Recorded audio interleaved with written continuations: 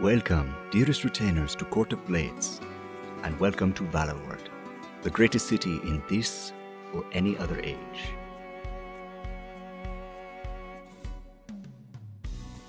A city where hearts race and swords flash, where intrigue and danger lie around every corner. Centuries ago, celebrated veterans were given title to Valor Isle, a place long abandoned by its first residents. Here, the heroes found ancient secrets, bountiful land, and a fruit bearing oracular gifts.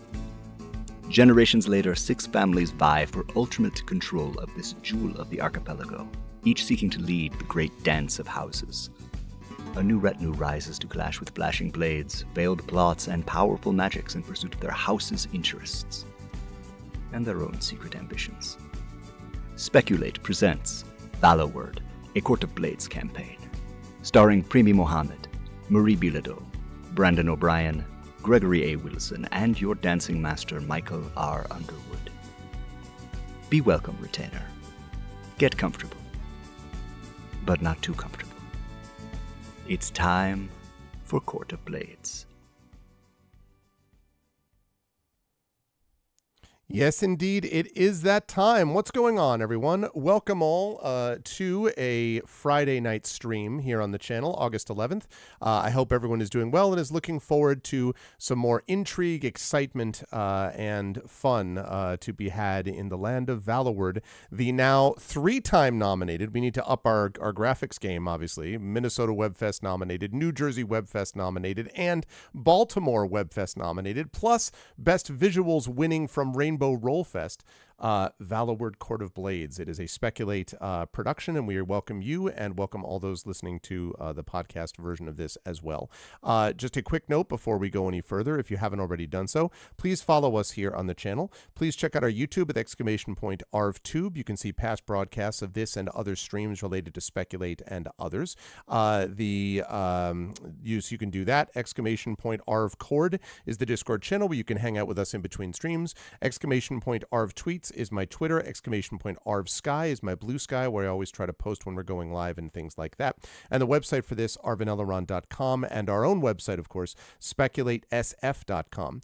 On the financial side, the only thing I want to promote on a Speculate day is Speculate. So please type in !Speculate, and you can find out more details about this award-winning podcast and award-winning show, actual play show with authors and editors and agents and artists and voice actors and many other people who have joined us over the years.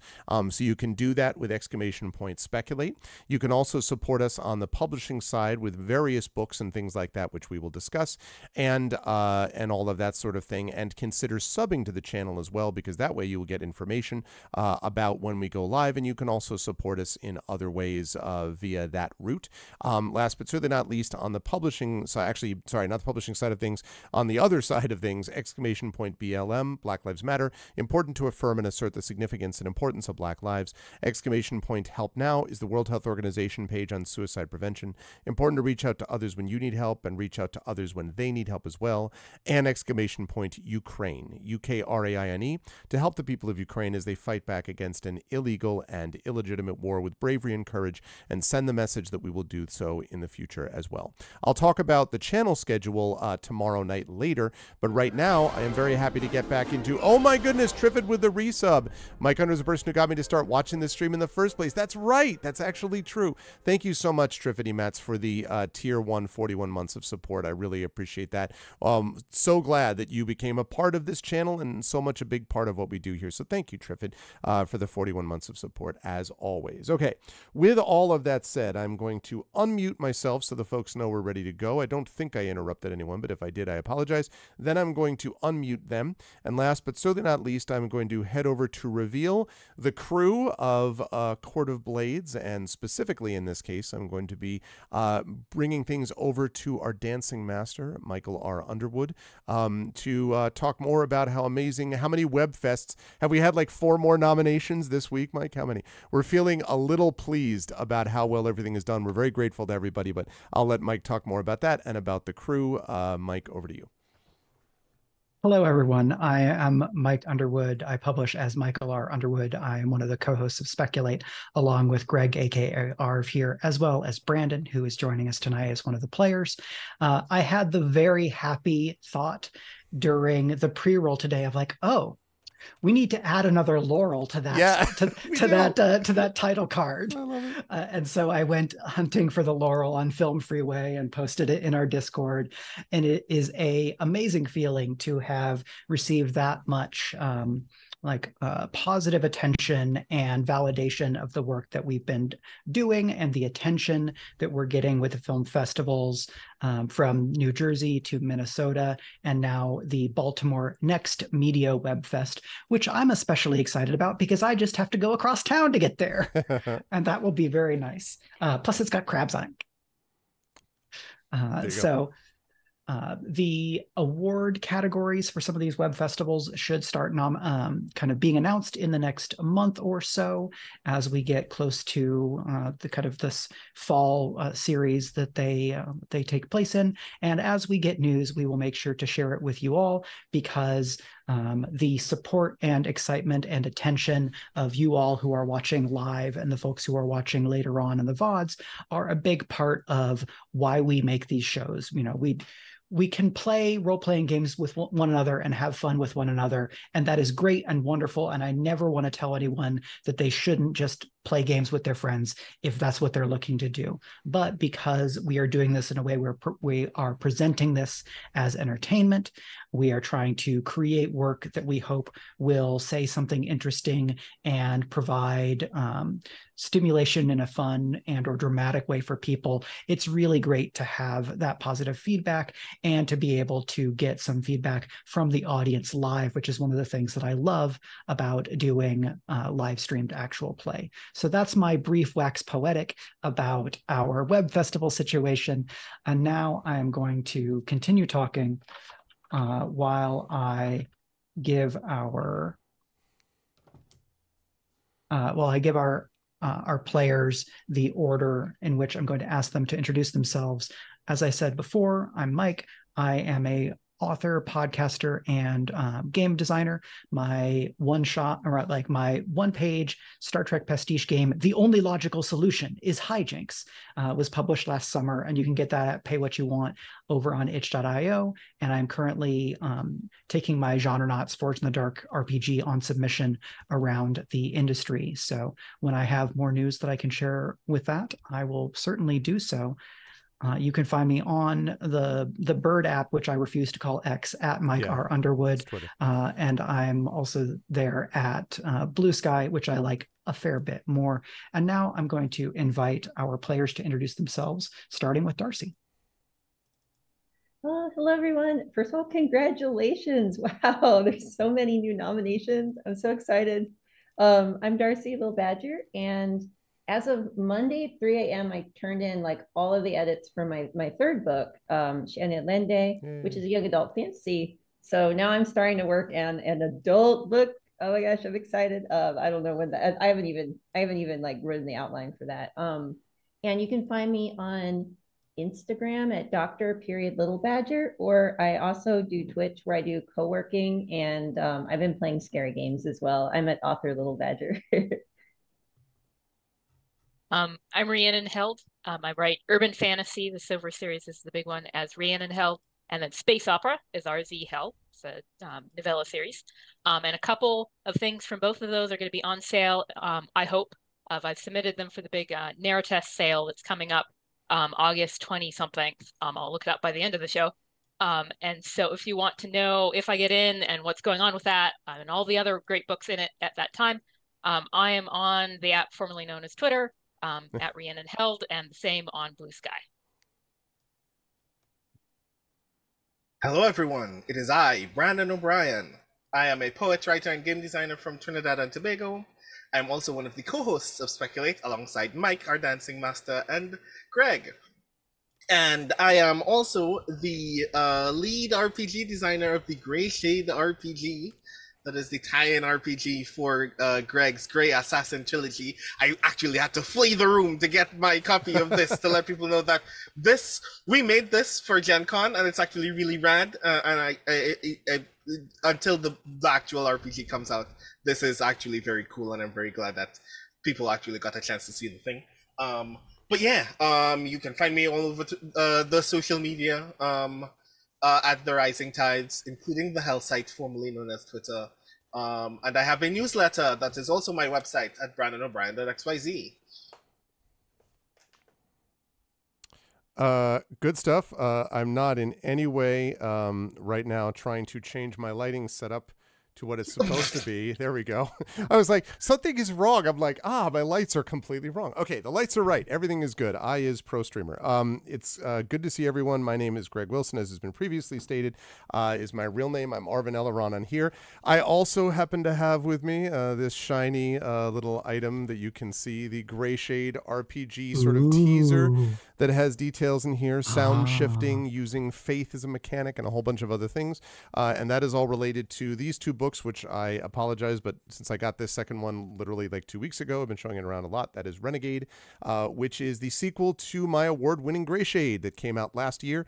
Gray Shade and Renegade are the first two books of the Grey Assassin trilogy. The final book in that trilogy, Heretic, I'm working on as we speak, and that'll be coming out next year. And Brandon and I had a chance to talk quite a bit at the Writers' Symposium just last week, actually, about new plans for this. It's going to be the tabletop game. We're going to be going into play testing and all of that stuff, so I'm very excited about it. And if you're on my channel, you can type in !Gray Shade, and that will get you over to where you can buy those books and also pre-order the tabletop role-playing game and get the audiobook of Gray Shade done by Trent Sparks, our very own Trent Sparks as well. So very cool stuff, very excited about that, and exceedingly excited for tonight and to repeatedly get my face beat in, by which I mean Karevis's face beat in. I am playing Karevis D'Orencio the Bravo, and it's tournament time, y'all, or almost tournament time, and I am ready to be beat down repeatedly and get back up because, as someone once said, I could do this all day. I was wondering whether we were going to go to a Chumbawamba place. I get knocked down and I get up again. Wow! Did you know? Actually, okay, completely random. You know what? Factoid. That would have been a better quote. In fact. So wow. Yeah. Okay, I'll ask a quick factoid to my fellow players here. Does anyone know the movie, the kind of cult movie, I guess you might say, to which Chumbawamba wrote the soundtrack? Wrote the soundtrack. All right, I don't even know what Chumbawamba is. I'm sorry. They did the song So I get band. knocked down, but I get up again. Okay, I know that. That was that band, yeah. When you say it, I'll be like, I was thinking that. I've watched it, but I can't. Yeah. I do not know. I know it because I teach it in one of my classes. They did the soundtrack to the Alexander Cox directed version of the Revengers tragedy. And it was this modern updated version of this extraordinarily bloody Renaissance drama that has Eddie Izzard in it and Derek Jacobi and a bunch of other famous people. And it's very weird, which is the Revengers tragedy anyway. But yeah, Chumbawamba does the entire soundtrack. And now I've stopped asking my students because, not unlike Darcie in this particular case, they were like, who the hell's Chumbawamba? And I'm like, and then I just crumble into dust. So I'm like, all right, that's everything I learn about Chumbawamba is like new and radical and life-changing for me. Like, most people don't classify Chumbawamba as punk, and then when you hear about their actual politics, they're like, Chumbawamba is the most punk band on earth. Yep. So is that film, by the way. That version's very punk. Yeah, learning is like, oh yeah, we made a bunch of money off of the song, and then we use it to fund our direct action and mutual aid activities. Yeah. Yep. Awesome. So, props to them. Tonight, we are not, however, playing a Chumbawamba role-playing game. If you have made a Chumbawamba role-playing game, please send it to us. If you are Chumbawamba, please sponsor us. Yeah, Mike, we're gonna put that together ourselves. We're gonna talk later, and we're gonna make that happen. We got knocked down, but we got up again. Or whiskey drink, lager drink. Mm. We might have a Chumbawamba RPG zine Is there now enough this is- Chumbawamba lore to sustain this? I mean, like, really, is there enough to I believe would the be answer is yes. surprised. However, we are rapidly turning into a Speculate production meeting, so I'm going to grab the wheel and turn us back into Valloward, our Court of Blades series. Court of Blades is a game by a couple of Drakes, aka Sean and Navi Drake. So thank you to the Drakes, not only for making a lovely game, but also for the assistance that they've rendered in providing materials for our overlay that you see here that we've been modifying, as well as making that lovely intro video that you saw at the beginning of the campaign. So thank you again to the Drakes. They have a new Kickstarter for a game coming soon, but I don't know that I have that link on the top, off the top of my head. So I'm going to have to look for it, but it is unrelated to Court of Blades, and that doesn't matter because it looks cool. I'm just going to go look for it right now. It is Feborg, the scary, very folk metal RPG based on Morkborg. And it has not launched, but you can go here and set your Kickstarter account to remind you when it does start. So give that a look if you like what we're doing, or you just want to support some rad independent tabletop RPG designers. Court of Blades is a Renaissance fantasy game of swashbuckling, intrigue, betrayal, magic, and assorted other things. And the other things are mostly down to improvisation, because this is a play to find out kind of role-playing game, which means that I do some prep and then the players are brilliant and wonderful and I throw it all out. And that's how these games go, which is not entirely, but only somewhat different than many other role-playing games, as I'm pretty sure that Greg can attest with all the games that he runs. Mm-hmm. So last time, at the end of the session, House Vorster, which is the old house of martial valor that our characters serve, was visited by the Princept, that is the leader of House Greymist. And House Greymist happens to be the first house in the great dance of houses, which is like being the what if nobility was a gang war, which it basically is. And the main gang comes and visits. But first we have to do some XP from last time, and I believe that the coterie has an advance that they can spend, and doing so smartly may set you up nicely for the activities that you're going to do today, such as deal with important people telling you that you need to do things for them, and then fancy sword fights. So, did anybody already take care of XP from last session? Darcie, A+. Rhiannon, also an A+. Brandon, you get an A+. Greg, I got a Shame. A-. you will get bonus points for running production tonight. Okay. So yeah, that's what it was. You know, I apologize unreservedly. No, you're although fine. I did actually, in fairness though, I was looking at this the last time before the end of the last session. So, so we can just go through it here. Yeah, in fact, I feel like so we did XP XP for session 9 at the start of session 10 because we weren't able to do it that night. That's right. Okay. So you remember doing XP last time, but it was at the front for the previous session. Okay. Because we tend to run up until 11:30, and then everyone is tired, and I don't feel like making everybody stay up even longer to do XP. So then my character XP bar is filled, and I'm wondering if, because I know I had Gap in the Armor, and I think I took Unstoppable, but I'm wondering if when I did that, I forgot to clear out the character XP bar. Because that would have been it, right? Like it would have. Yes, because when you fill the XP, the top right bar, you add a special ability. Yeah. Okay. So do you think that was the first time you filled the bar or the second? It seems likely that it would at least be the second, because we're 10 sessions in. Yeah. The only thing is the special armor I already had. So a starting character has special armor and 1 special ability. Well, so you've added 1 special ability. It seems likely that we should add another. Right. Okay. So I have Unstoppable. Right. Okay. Yes. So, the one that I was looking at, I think what I chose here was there were two options that I considered, which were code duello, which is about the carrying the weight of your house. You deliver a challenge for formal combat. Enemy cannot refuse. I thought about that, except that because I was thinking, I knew the Hibiscus Tournament was coming up, and I thought that maybe, but then I realized that the tournament involves us being in there anyway, so I'm not challenging anyone. So then I thought, oh, go ahead. I'm sorry. I think the thing for Code Duello would have to be that before the match, you challenge your opponent to a duel using different terms than are already set. Or different stakes. That's interesting. I guess that could be valuable. The other one I thought about was House Guard, which I was moving more in that direction anyway, sure.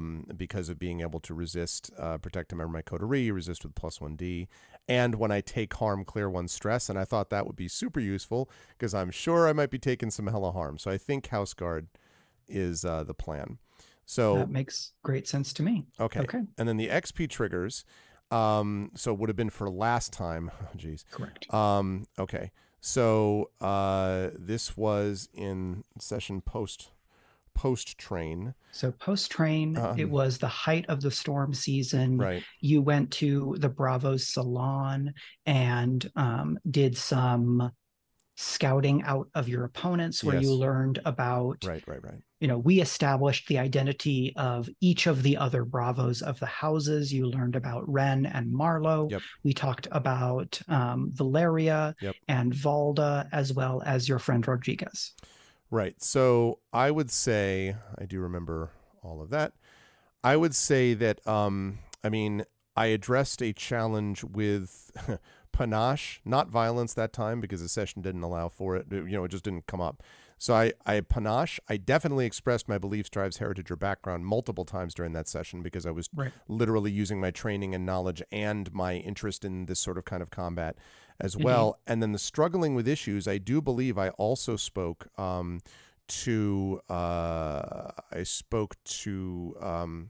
Father Cartagano about stuff relating to my concerns about where things were going with House Vorster and stuff like that, I believe as well. So I think I had 3 XP, I think.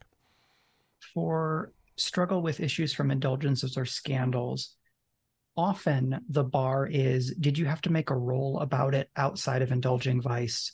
Or did going to do your obligation in this case, or faith, did that create plot problems for you? Yeah, I guess no, I guess not, because we ended up I guess not, because that would have, because it didn't throw me off, I think, the way that it ended up working out. All right, so then I guess just 2 then. I guess panache and belief.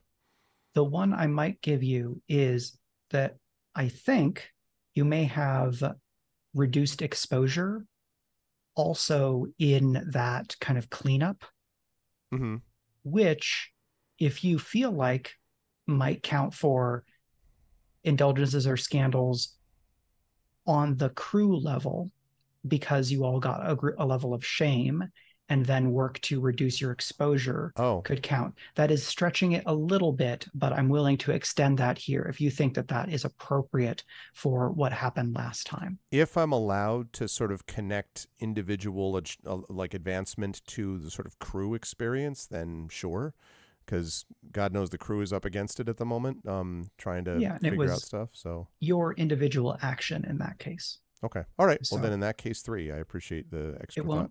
Necessarily become precedent because that's not how the dancing master works. The dancing master is not SCOTUS, and you should be grateful. Yes. Yeah, quite amen to that. All right, I am going to in that case, I think I'm going to use mind, which I've started to put experience in.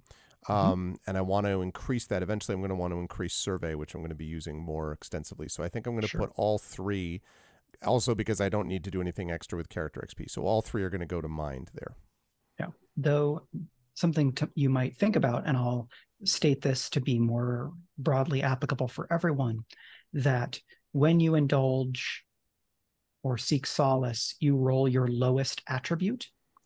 And so if your character has only one action in an attribute at 1 or higher, then that attribute is 1. And it looks like right now, Karevis has 2 in body, 1 in mind, and 1 in spirit. As you become more well-rounded, it is easier to seek solace and reduce your stress.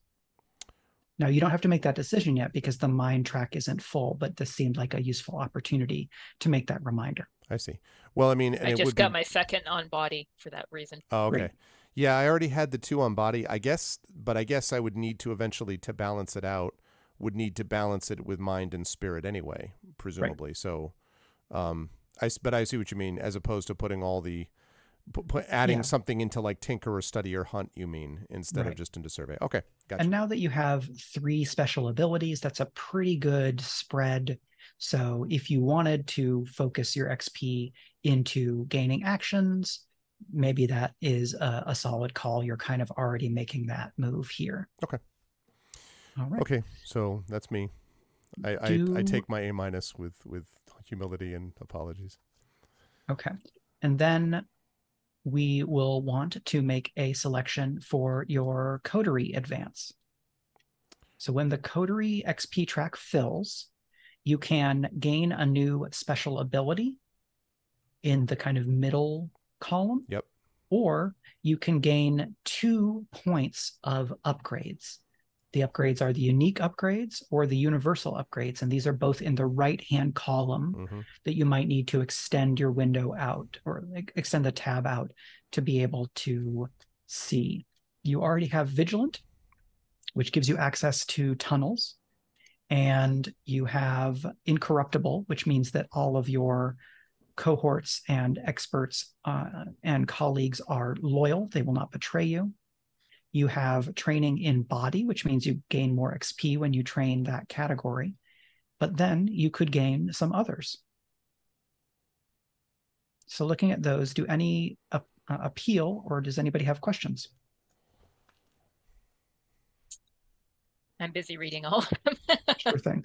So the unique upgrades to the last says that when you hire a retinue of blades, it functions as 1 tier higher. So a retinue of blades is people that fight.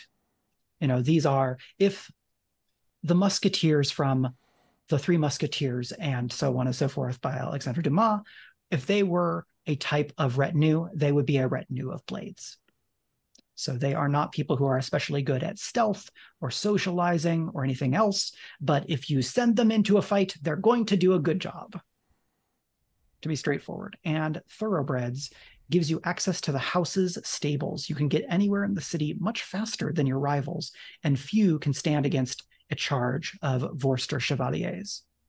It says Battaglia Chevaliers because we're using the House Battaglia sheet. I just made a live edit. I mean, I like horses, so I'm putting that in there. Be into horses.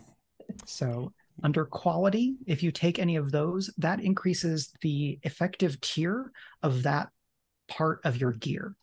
So if you had improved quality for weapons, then any weapon item that you have on your sheet would count as 1 tier higher.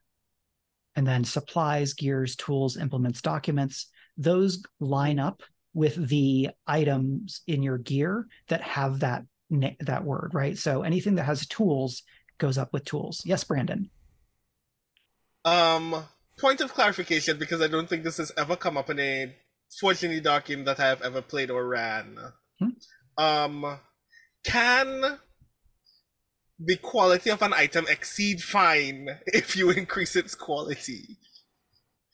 So the way that I run it, and I'm not 1,000% sure that this is Forged in the Dark canon, but I think this is how this works. If you have a fine weapon and then your coterie has upgraded quality for weapons, that's +2 total. So if you were to take improved quality weapons, Karevis's fine courtly blade would then be effectively tier 4. Oh, that sounds really useful. Worth noting. Because I feel, first of all, If we proceed apace, we are due for another advance into two Sessions? errands, which is a good pace to be at. But also worth considering is the Hibiscus Tournament is literally ahead of us. So we're going to be in a lot of fights very, very soon. Yeah. So it's probably worth considering what would be the most useful to prepare for that. Or in the event that we think that we are fully prepared, what minor adjustments we can make coming ahead of probably being challenged by House Greymist very, very soon. In a political sense, I think that no member of our retinue, no member of our coterie is actually politically equipped to resolve. Well, Just Cause jumps out at me just because exposure has just like bitten us in the ass in a big way. And so like going forward, doing stuff with less exposure makes a ton of sense to me. No, that's not Hibiscus Festival, but I think going forward, thinking that a step beyond Just Cause would be what I would be suggesting. I thought about Just Cause as well. I also want to put in a plug for either Ironclad. Each PC gains +1d to all body resist rolls. Not that anyone's body here is going to have to resist anything happening in the next hour and a half. Like some of us have no body skills. Some of us have no body skills. So now you're an Ironclad but body skillless person. That and then the other one is Delpha and Jency are in the wrong house. Or exactly the right exactly house. the right house. Yeah. We also choose your ground because of the paying influence to like, and again I was thinking about this regarding Grey Mist, like does not allow ambush, you're difficult to reach, you're surrounded by friends. This might all be super useful in the kind of Grey Mist is going to do going to do bad stuff to us. So any of those three, and I looked at Just Cause as well, like any of those three also makes sense. I mean, there's probably no bad choice here, but I do think we need to consider about like certain aspects of how to resist physical damage that could happen, but that may also involve having less of it, like inflicted upon us by avoiding ambush, etc. So maybe that would speak to choose your ground. So I don't know. Yeah, I just want to say I'm no longer all in for the horses. I think those are probably the least useful. They are awesome though, just so you know. Yeah, Darcie. they're like fun and stuff. Oh yeah. Well, but one of these days, Jency is going to come back around to private apartments because she was voted down last time, and she's still there. That's but right. it wouldn't help with anything in particular. So yeah. I'll say that I am also in favor of Ironclad, I will say. I think that would also be very useful. But I also suspect as a result that, I mean, barring how the actual Hibiscus Tournament will play out, I feel like having fine weapons would also be good. So as a fan of the players, I'll say if you take thoroughbreds, I'll come up with ways that having horses is going to be cool. It just may not be every time. Can the horses? I mean, they will be cool. They're just. It's like, you know that opening scene in the latest Final Fantasy game where while a building is exploding in a fireball, a chocobo just like jukes into the way of you to take a boulder to the forehead. Right. Is that what you want all of our thoroughbred horses to do? I mean, if they're thoroughbred, then they will thoroughly protect us. That's how this rolls. Horses are only supposed to do one job, Greg. That's right, and that's be loyal and protect people when they No, it's to move quickly. Well, there's that too. No. If these are thoroughbreds that we could perhaps armor, I'd like to introduce you to war horses, my friend. Let me tell you, you want to talk about something that is badass? Actually, House Grey Mist, like Mr. on the train guy who just disarmed me by looking at me, I'd like to see him do that if I'm just like disarm my horse. Mofo, let's see what happens when that shows up. Bring the horse on the train. That would actually be exactly. I bring the horse on the train. I will also say thoroughbreds would be a good decision if all of our battles were jousts. but that's still only good for one person. Listen, the rest Darcie of and us I are kind understand the value, all right? Just because you people don't see Yeah, you'd use the horse. My character would use it to like get away fast, probably. So yeah, I know, Triffid, that's not how thoroughbreds work. Sigh. I understand. No, I mean, I do think that there will be value. The thing is, the great thing about this is that any of these could have value. There may be scenarios where we need to be outflanking Grey Mist. The real question is, let's put it this way. Do we think we're in situations where we're more likely to be in a toe-to-toe, knockdown, drag-out fight with Grey Mist, or do we think we're going to be in a scenario where we are going to have to try to avoid said conflict and we're going to be trying to, you know, get around them in some way, either metaphorically or actually? Because it's the question of, do you want, you know, doesn't matter how hard they hit if they can't hit you, but our house is not exactly that. Our House Vorster's like remit was not super stealthy and agile and parkour style house, right? That wasn't the design of it. So I'm good either way, but whatever we need to, that might be a way to think about it. Or do we think it's more likely we're going to have that straight out skirmish type of thing or not?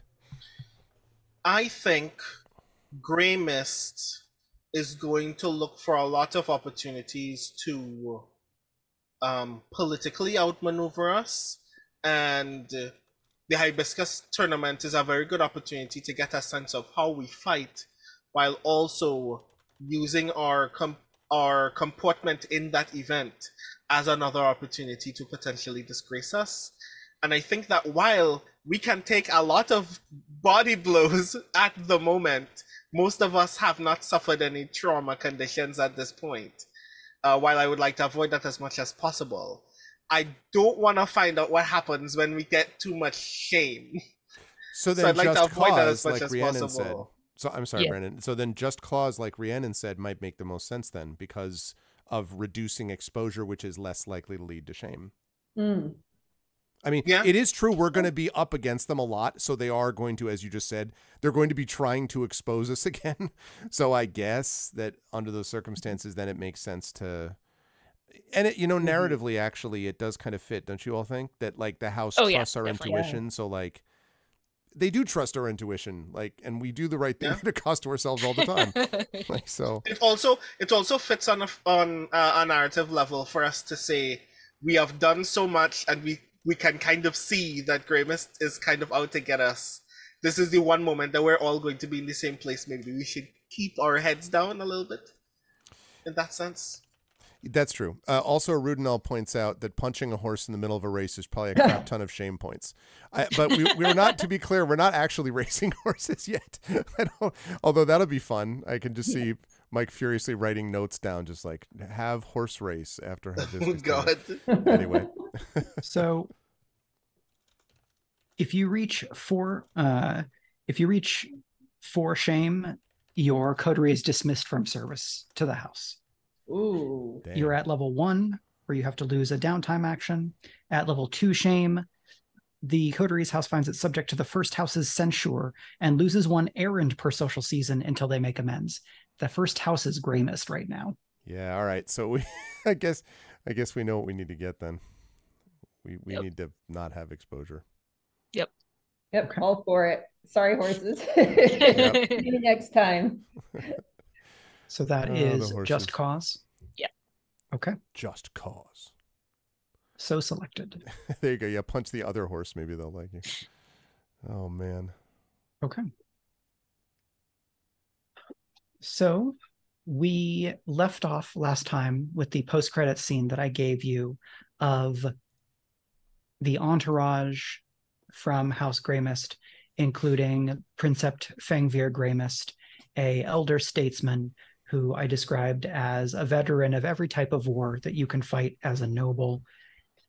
He is the Princept of Grey Mist. He is the first Princept, and he is coming to visit Vorster with his youngest child, Jevely Grey Mist, who is the one that you already met, as well as Valeria, the Bravo of Grey Mist, who is the sister of Oliveri, the assassin that you neutralized and disarmed / dishanded and took into custody. And we left off with him saying, "I believe you have one of my people. Your hospitality is no longer needed. I will take him back now. With you are Suin and Morgaine Vorster, so the Princept and heir of Vorster. You are there, and you are on your grounds. So if they were to try to start something, you would outnumber them. But that's just if people draw steel. So if this played out without you present, I will say to you as my collaborators that this would basically go back and forth a few times, and then Grey Mist would get what they want. But because you are here in the player characters, you may want to do something about it if you decide. It may be quite difficult because of Grey Mist's situation and the relative status, but that is up to you. So for the folks that are here, do you want to do anything in the moment? And what I'll ask is, you knew this was coming, so did you lay in any preparations? Have you already done something either in anticipation of this or in preparation for it?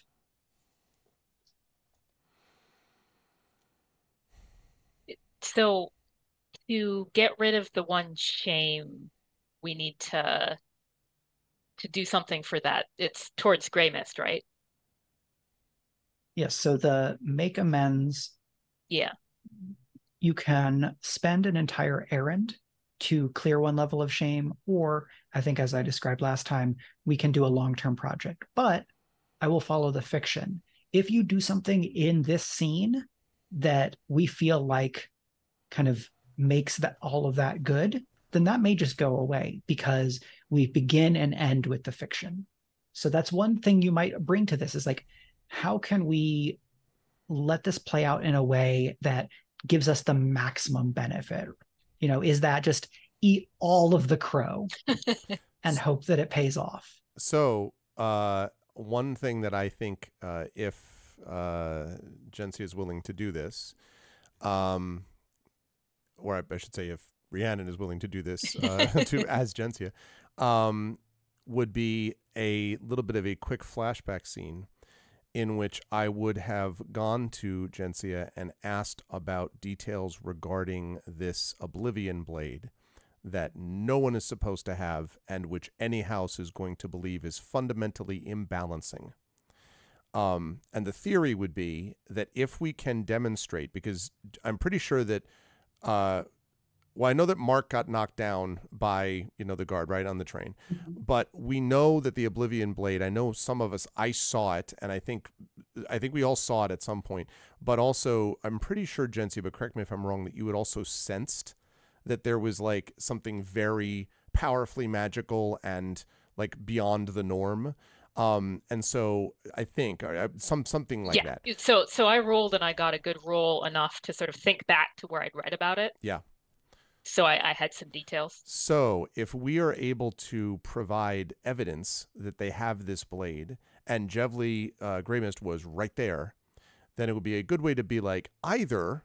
Well, I'll talk about that later. But first of all, is any of that sound doable, Gensia? Like, you know what I mean? Like, is that something that would you be able to get evidence, I guess, to prove that the Oblivion blade did exist and that they had it? So I would say probably yes, but check with the DM, like, because the book, it was not in our library, it was somewhere else. So can she, make notes from it or, something like that to sort of show? Yeah, I would say it would be a one stress flashback to return to that scene. Mm-hmm. And then because this was, I think I said the university library, this may be a retcon, but that's fine. I overrule past Mike. Past Mike warned us that future Mike would do this, just, Yeah. And so to get either ongoing access to that book or detailed enough notes that they will kind of hold up as some form of argument, I think is either going to take a influence to basically get the favor, or the flashback and then some kind of roll to do a transcription or some kind of annotation, depending on what approach you would like to take. Sure. I mean, I'm good to roll and spend the stress. I dumped stress last time, so. Okay. So what, like, having, because you've had time that you could actually just go back to that, to whatever that source was, and then do that transcription after the errand. Like maybe fictionally that makes more sense. Sure. So that is going to be a question of what action. Is this about something socially to be able to get access? Is it something else? Like what approach do you think Gencia takes to be able to have that hard evidence or good documentation?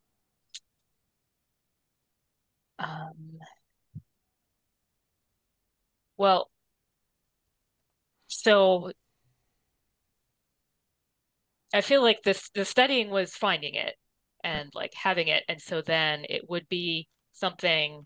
Then social makes more sense to me to sort of have the time with it at the university, and they don't take it back from her, or Right. to like set it up in a way that it is persuasive. So I mean, I've something in consort, so maybe that's sort of her friends at the library. Yes. And getting the long-term time with the source. Yes, I think a consort for this would be controlled standard. So fairly low risk roll. If there's a complication, it's probably about word getting back to somebody that you had an interest in this thing. Okay. Boom. And then someone could be assisting you if you wanted. We revealed that they were a part of this effort. You could push yourself. I would say that the ladies favor, kind of the bargain would be that regardless of the role, word would get out a bit about this. And so I would start a clock of kind of rumors, rumors that you're investigating dangerous magical artifacts, because literally true. I mean, we want to minimize rumors and exposure and stuff right now. So, would anybody want to come along, or? Well, yeah. I mean, the force stress is, I'm not looking forward to another stress added to that, but narratively it makes sense. Like, Karevis is very concerned about the blade situation and, the imbalance of it. And so I think it makes sense to be able to be a part of that, and to help however I can, maybe because of knowledge of weaponry. It must have been something that went around with the Bravos about a weapon like this that's fundamentally not about honor or about, dual consistency, but about like changing the odds permanently in your favor. So I imagine that Karevis would know about it, and that would give an opportunity to sort of assist Gencia. Because it would really help if this flashback worked, because that will really help us now in the future. So like past us should pay the price for present us. Yep. So I would say me. So I take Okay. a stress to assist, I guess. Yes. Is what that is. All right. I shall do and so. I get one bonus die. Yes. Okay. And with a controlled roll, if you get a 3 and a 2, as you did, you can basically press your luck and re-roll at risky with the same dice pool. But the consequences will be larger if you get a consequence then. Alternatively, you could change your approach. So you could give up on this effort, or you could say, well, maybe consorting doesn't work, so we're going to say this is a matter of, the security of Valloward, and this turns into a command roll, or you do something else. Okay. Well, so, I mean, Gencia has a lot in channel. And so if we were like, hey, we're going to do it this way, but instead, if she can do some kind of like making what she's sensing magically visible, or sort of doing some kind of display that would convince them, I feel like that's playing to her strengths a bit better. Sure. So that will be risky standard, but you're going to have so many more dice because you've got that 3 in channel. Okay. So this will be a new roll at risky standard. All right. Come on. 553. That's better. Okay. So your point gets across to the kind of special collections librarian in this subsection of the library, but because you got a 5 and not a 6, I'm going to start a 4 o'clock that is rumors. It's going to be rumors, dangerous artifact research. This, Okay. you can resist this. It will only be 2 ticks out of 4. So to a certain extent, that's future Gensia's problem. Yeah. Plus, yeah, at this point, yes, it is. Yeah. Plus, I mean, it's not the worst thing in the world if there's like, you know, hey, I heard House Vorster is researching dangerous artifacts. Oh, you think so? You think that we have dangerous artifacts? You know, it's not the worst rumor. Okay, so now that that's happened, that means that we did do that, which means there is evidence now, right? So what is the evidence though? Like, so you have a book that provides a scholarly account of how a Oblivion Blade works. You also have the magical memory of the last hours of that person's life before they were killed by that Oblivion Blade. And you can, with the same type of like channel display, connect what happened to this person with the way that an Oblivion Blade works. So you've got a pretty solid evidentiary trail, as long as whoever you're talking to believes that Grey Mist is responsible and that they can be made to account for it. So I remember Gensia essentially put a block around the blade and the hand holding it. What happened to that? Where did it go? Like, do we have the blade in our possession? I thought we did. Oh. That's actually true. If we do, okay, I actually forgot about that. That's true. We do. If we do have the Oblivion Blade, wait, is it? How long does that bubble that you made last? Good question. Is that still last? Hey, DM, is it allowed to? I mean, if she refreshed it a little. Why don't you give me a fortune roll? Okay. With your tier of 2. Come on, this is gonna be so and you baller. want Let's high. go. Come on. Even if it doesn't last, doesn't that mean we still have the guy's severed hand? Well, yeah, Fleshing blade. Well, that's what I'm saying. Like holding the blade. Like if you were curious about an Oblivion Blade, dun dun. Like, you know. So I think on a 4, I will say that if you spend a stress, it can be intact as a ball. Ooh. I spend it. Okay, so before I decide this, I did have a thought for the meeting that I want to run past people because it depends on where I'm going to spend my stress. Okay.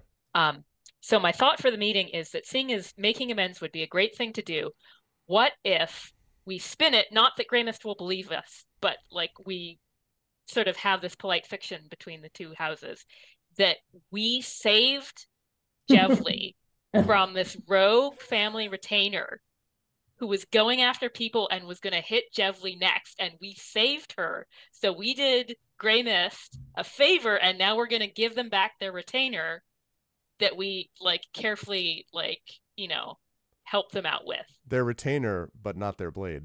Yeah. Wow. And in which case, I wouldn't spend the stress to keep the bubble, because like we let the hand rot, we put the blade somewhere safe, and then we pretend like, I don't know, it fell on the tracks or something. Right. Like, where'd it go? We don't know. The hand like in formaldehyde in case they have. But I think that's a good idea. I mean, my thing is, and I'm also thinking, out of my player's head as well on a narrative level, if I'm being honest. But, a lie is only as good as whatever other lie the other person is prepared to tell. So my problem with that story, although it is a very good story, is that if Jevli and our attacker are genuinely, not even necessarily in cahoots. But if their level of relationship is already so strong that that Jevly either knew that that was going to happen or was willing to dismiss it anyway, then whatever lie her god is prepared to tell, she will cover for. So if we say that it was an act of protection and she decides to counter by saying we struck first, we will have no one to rely on at that point. Well, what about it is much better to be clear about the fact that an attack happened, I think, and to be honest about the fact that he is responsible for that attack with a weapon of mass destruction than to play any more cards in Grimace's favor. Yes, but what if we tell the same thing about okay, a lie is also only as suspicious as the effect of it would be. That is to say, the lie itself about that we saved Jevly, it's not wrong that the guy did something that was fundamentally imbalancing. He didn't go rogue because he wasn't necessarily because he was operating under Jevly's orders. But here's the scenario, right? Jevly says, oh yeah, thank you, and is like, ticked off, but goes along with the lie, or says, no, that's not what happened. How could you even have an Oblivion Blade? At which point, da-da, hand plus blade, and then you bring it out, and we're like, okay, here's the thing. And by doing that, we do two things. One, we undercut Jevly, who may or may not be working on her own. I'm guessing that House Grey Mist is cool with it, but whatever.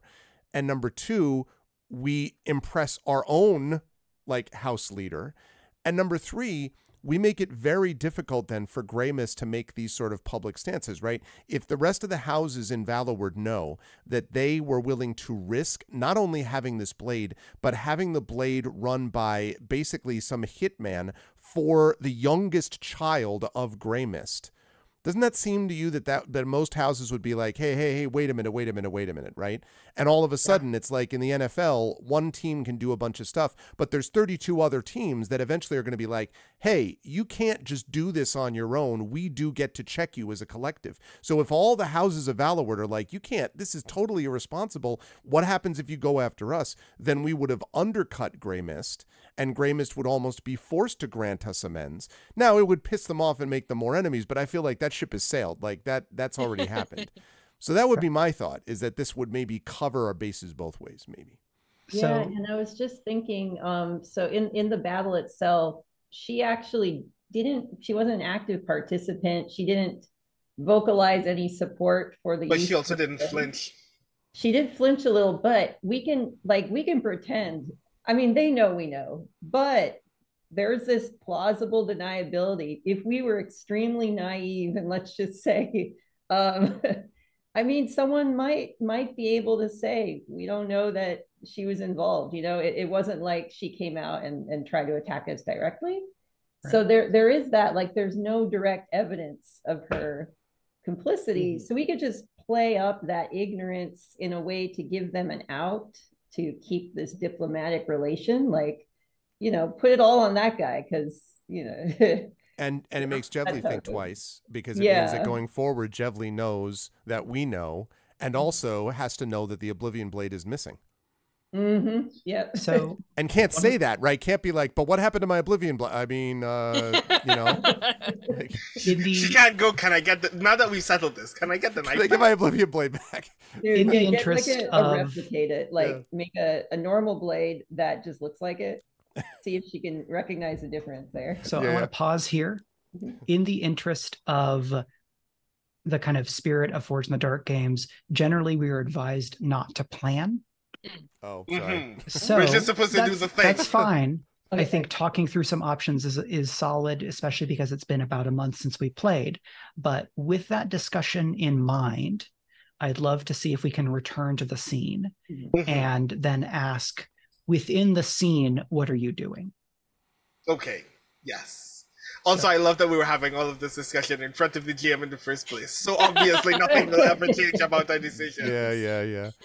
If y'all have a private Discord group chat, that's on you. It's fine. If you want to plan in front of me, I can just be like, okay. Listen, we're honorable players, okay? If you thrust in 4, I parry in 6, riposte in 2, and kick sand in your eyes. Okay. Yeah. So yeah, Fengvir has just made this declaration and is asking for Oliveri back. What did you advise Suin and Morgaine to do in terms of your pitch to the house on how to handle this? Yeah, I think I would have made the argument to Morgaine first that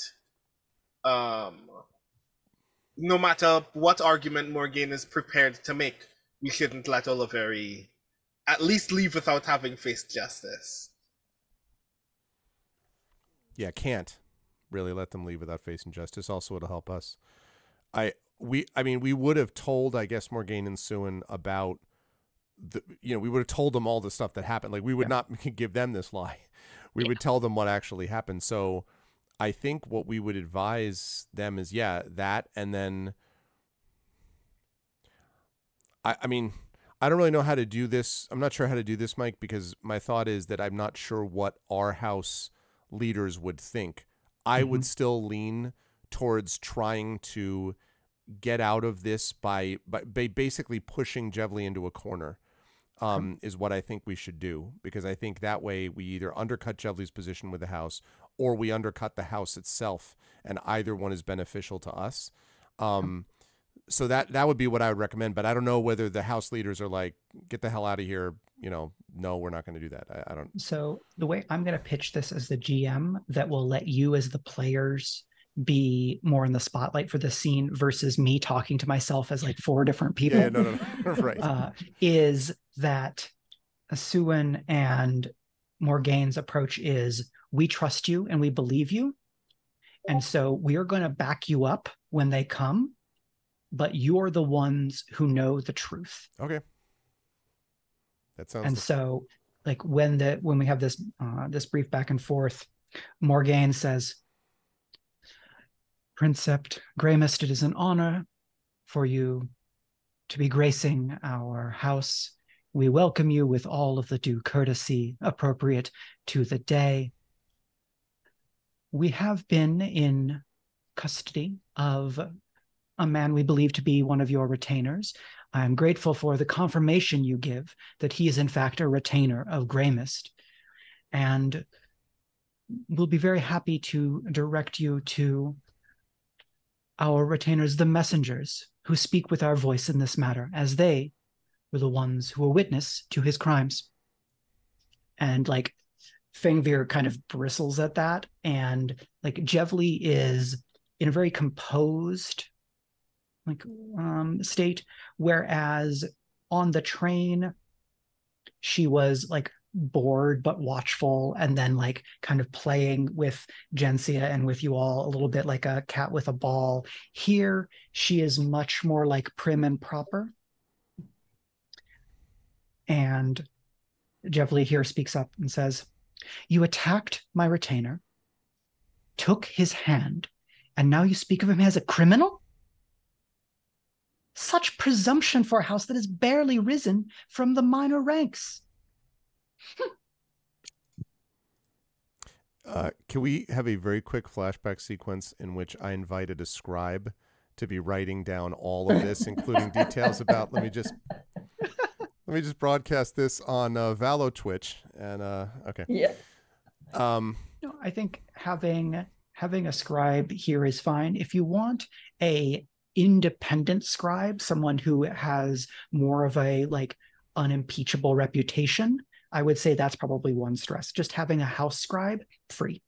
I was very tempted. I was furiously looking at our faction relationships to see if we had like the daily blessings is the house is like a broadsheet thing, right? So I really was thinking how cool it would be, and we have a 0 status with them, so I guess we're pretty much even Steven on that, right? Yeah, it's neutral, yeah. So it's neutral.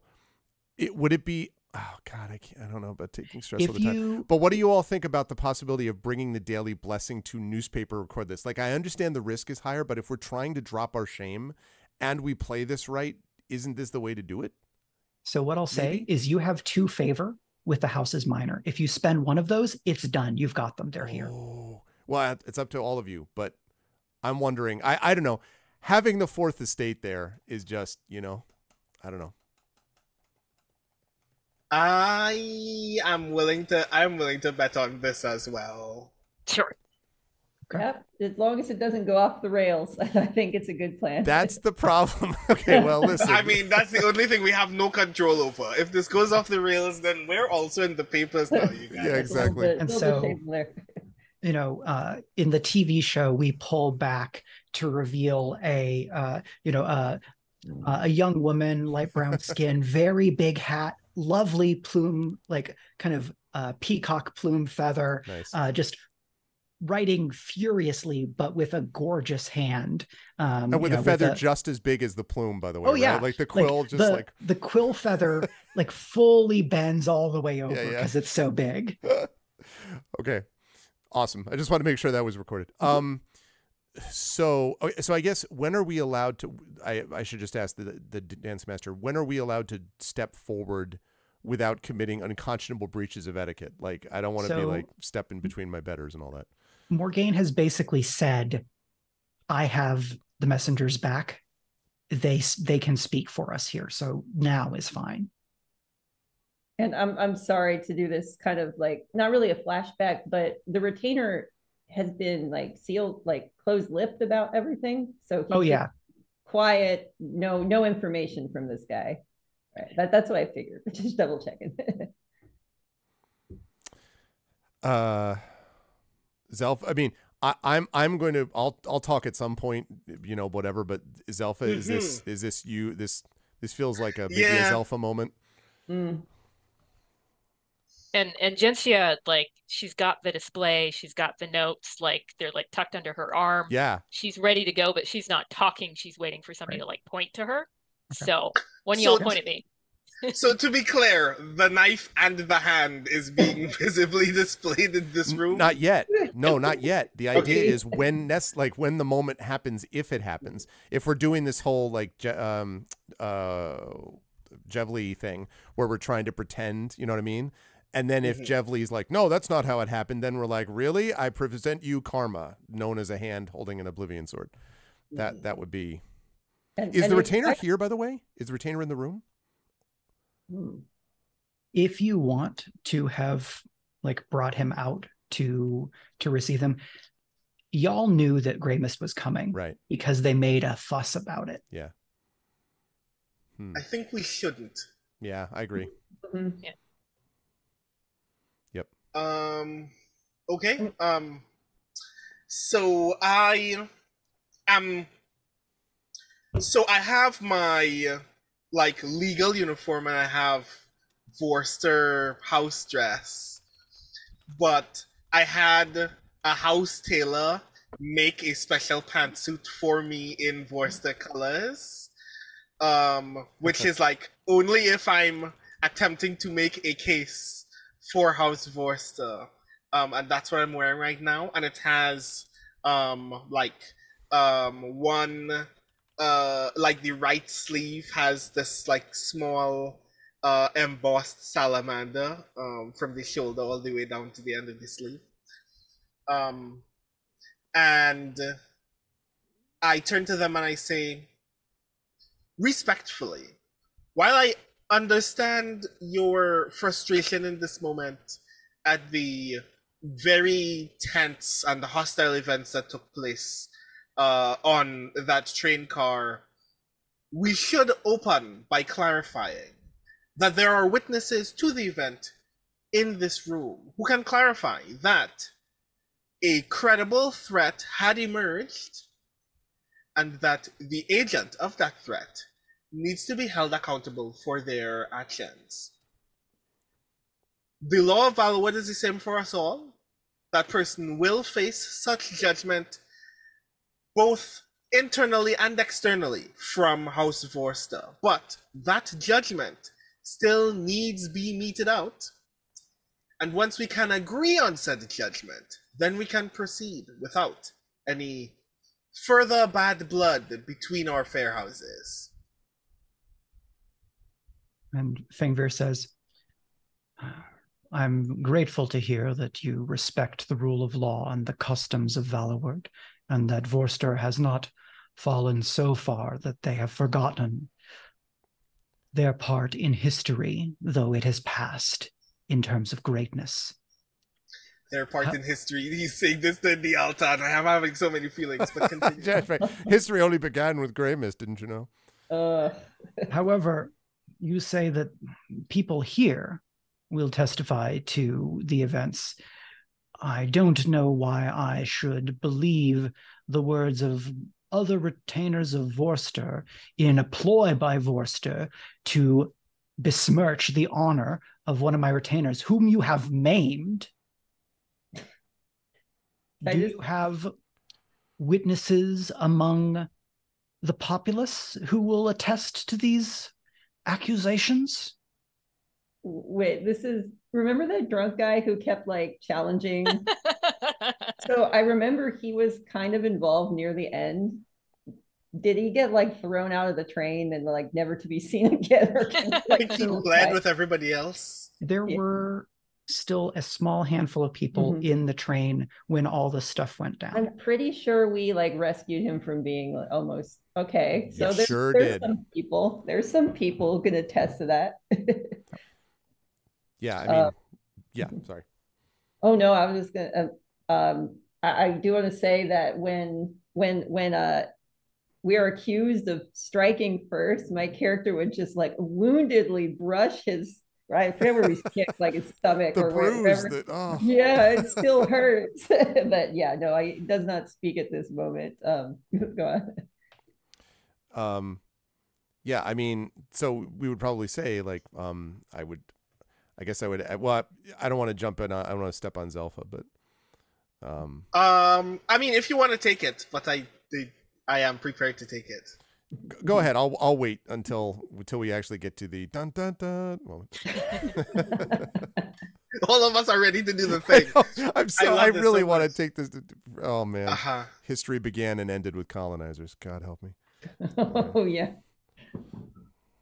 I understand your reticence to trust agents of House Vorster, but a witness is a witness. Barring that potential conflict of interest, however, we can attest that there are independent witnesses that we can in fact call on, and have in fact informed that they will be requested to make a public statement about the events of that train, both at that moment and at a point in the past that will be noteworthy for your agent's actions. That's very interesting, Fengvir says, because my retainers have told me that they've assembled a list of all of the witnesses from that moment, and none are willing to step forward and attest to any particulars, as they do not recall the events of that evening. Things were rather too chaotic, and the crowd fled to another train, I believe. Kind of turns to an assistant who says, yes, Princept, we have the written testimonies of, and then this retainer rattles off 6 names, to whom we have already spoken, and they agree none can reach a consensus on the particulars of the event of that evening. And then Fengvir adds, and so it seems that this, were it to move forward into the formal courts of the city, would be a matter of hearsay between the first house and the 6th. I would hope that Vorster is not so far fallen that you are incapable of understanding the results of such a proceeding among the courts. To be sure, justice should in fact be more valuable than the rising and falling of houses on the tides of favor. But let us assume that, however curious it may be, individual representatives of that evening who could have attested to its events can now no longer say what they saw that night, even though several minutes ago you were not sure that there were any such independent witnesses at all. And let us say, as a result, that we, the witnesses of House Vorster who were there at that event, would be so brazen as to manufacture an experience simply to capture the minor shift in grace that would be your consequences of your man's actions. There are other senses than hearing. You have a point. Please get to it. I turn to Caravis. I'm like, it is perhaps the nature of my duty as the bravo of this house to, as we make our way up the slow and tortuous path of returning to the light provided by houses such as your own, to discover when those houses themselves have their own things that must be cleaned. If you do not trust the word of the sixth house, I wonder if you would trust the word of the first. I believe your youngest, the most graceful and elegant, Jevli Greymist, and I bow very low with full out, towards Jevli, might have something different to say, insofar as when we were there, it was your retainer who, as far as we could tell, went rogue and began to do things on the train which were most terrible, and certainly, I have no doubt, beyond what the light of your family could possibly illuminate. Certainly, now that you've risen to the level of first house, you would not wish to rot in the dirt with the sixth houses, would you? And assuming that is the case, I assume you would trust the word of your own daughter, for certainly it was awful to see, was it not, I say, directly addressing Jevli now, it was awful to see what it was your retainer did, and what weapon he did it with. So as you're speaking, Valeria, who kind of has her hair pulled back in a tight braid and, is wearing very kind of ostentatious, gorgeously made, doublet and drop sleeves and, great poofy pants and, beautiful boots and just the fanciest Bravo outfit, steps kind of halfway in front of Jevli to kind of screen her from you, but then Jevli kind of nods and places just the lightest possible hand on Valeria's shoulder, and Valeria takes a step to the side but not back, and is just completely locked in on Karevis with murder eyes, relentlessly ignoring her with every fiber of his being. Have no interest in Valeria at this moment. Although, just one quick thing, by the way, I was not intimidating Jevli. I was just saying this from a distance, but I get all the rest of that. That's all good. Yeah. And Jevli says, "It is a tragedy. I plucked that girl from the lows because I saw something in her that I believed could be properly nourished by the refining generosity of Greymist. And I think perhaps in my desire to benefit the poor and those in the city without as many opportunities, I may have had a momentary lapse in judgment, and that the appeal of riches and status was perhaps too much for her to bear, in that she found some terrible desire overcome her. She has, of course, been dismissed from the house's service, and for that slight I'm very sorry, but none of this eliminates the fact that it was you who tore the hand of Oliveri, our hawk, from his body after he had so nobly wrested that terrible blade from the retainer's hands. And she's just like stone face, no tell lying. Quick clarification, since maybe I'm forgetting this. Who is this? Who's the person that she... It was Jevli, right? Oliveri, yeah. and a handmaiden. The handmaiden is actually the one who jumped with the blade first, and then Oliveri took it. Gotcha. Yeah. And so she's using that like choreography to concoct her own fiction that absolves the rest of the house from guilt by accepting this tiny shame that she's gotten out in front of with the lie.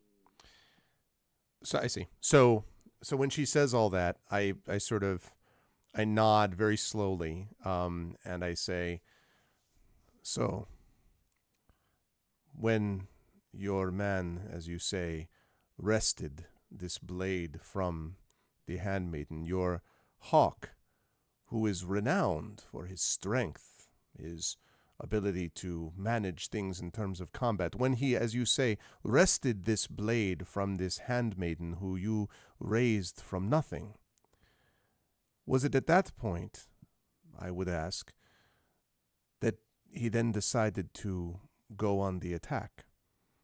For example, to kick someone directly in the chest. And I look sort of meaningfully over at Mark. Or perhaps to attempt to disarm me. It seems, if you will pardon my saying so, from a combat point of view, a most unusual error in combat tactics to take a blade from someone and simultaneously render someone else prone and attack with that same blade, all out of a accidental movement. But perhaps the first house does not train their warriors the way the sixth house does. And here Fengvir takes over for his daughter. You had an entire retinue on that train. For what reason I could not say, you approached my daughter with your retainers. You acted with aggression when my hawk attempted to de-escalate the situation, and now you are refusing to return said retainer, who must have saved your life, because you insist on creating some kind of opportunity here to score points in the great game. So I imagine that just sort of sits in the air, and I am most curious at your rendering of events. And though it is our honor to host you here in the house, it is important that our word of honor be maintained. I am curious as to in what way de-escalation happened when attacks were made upon our people repeatedly, and when it was done with a blade, which surely you knew the risks involved. Surely you knew the risks involved in wielding in any respect. That strikes me as, at the very least, negligence of the highest potential order, and at the most, something else entirely. For there were magical effects upon that train, magical effects which we sensed ourselves. And I kind of glance over at Jensia. I'm not assuming like bring out the blade, but I'm sort of like, you know, I'm sort of like magical stuff, right, Knack? Like, because there was, but I don't know how to describe it. So like, you know. Well, can she just recreate what she saw the memory of the ghost in the in the air? Yeah, that you can do. That doesn't take a roll. You play this out. It's exactly as you recall. It is, as far as we, the audience, are concerned, exactly what happened. And this all plays out. And yet. And Fengvir says, well, that is a very pretty fiction. You should take that to the theater district. I'm sure it would get rave reviews from the broadsheets and beyond. This is not evidence. You have a testimony, you have audacity, you have implications far above your standing, retainer. And this, Fengvir says to Suin and Morgaine, you empower mere retainers to speak with your voice, and then they speak above their station with poison and presumption in their tongues. And yet you have shown me nothing true. Your bias against the truth notwithstanding, it is fair again to acknowledge that justice is still more important than this game. In so saying, we must be clear. There is, of course, a balance of reasonable doubt that one must press in such an argument. But we have presented to you the fact that several of us were present, for which you can make no counterbalance. We have even gone so far as to preside over the reason why we were present and what we witnessed while being so present. A thing that can only be doubted by insisting that there is some secondary value that can be gained from the observation that a crime had been committed on this train. And lastly, we can attest that there is a fiction that has been presented. One that is curious, considering that we can figure no reason why an ordinary handmaiden would come across such a dastardly weapon in the wild somewhere, but one can, in fact, reasonably assume that a trained tactician and warrior can very easily avail themselves of any powerful weapon that they so choose, especially at a time so tense on this island that we are not only beset by all manner of natural catastrophes for which we should all band together and secure, but during a strange rash of curious relationships with the nature of death, a taboo so strong that it is shared by your community and mine both. If we are to say that there is a thing that we care about more than this great game, that we care about the security of our nation, it would be fair to assume that anyone who could have that access to such a weapon and was willing to use it deserves to be taken to justice. And yet we were present and have no assumptions about the handmaiden who had been present and did in fact make an error for which she should be judged, but is not the one we wish to hold accountable. Is there any reason why you can surely doubt us? Or do you merely doubt because doubt is free?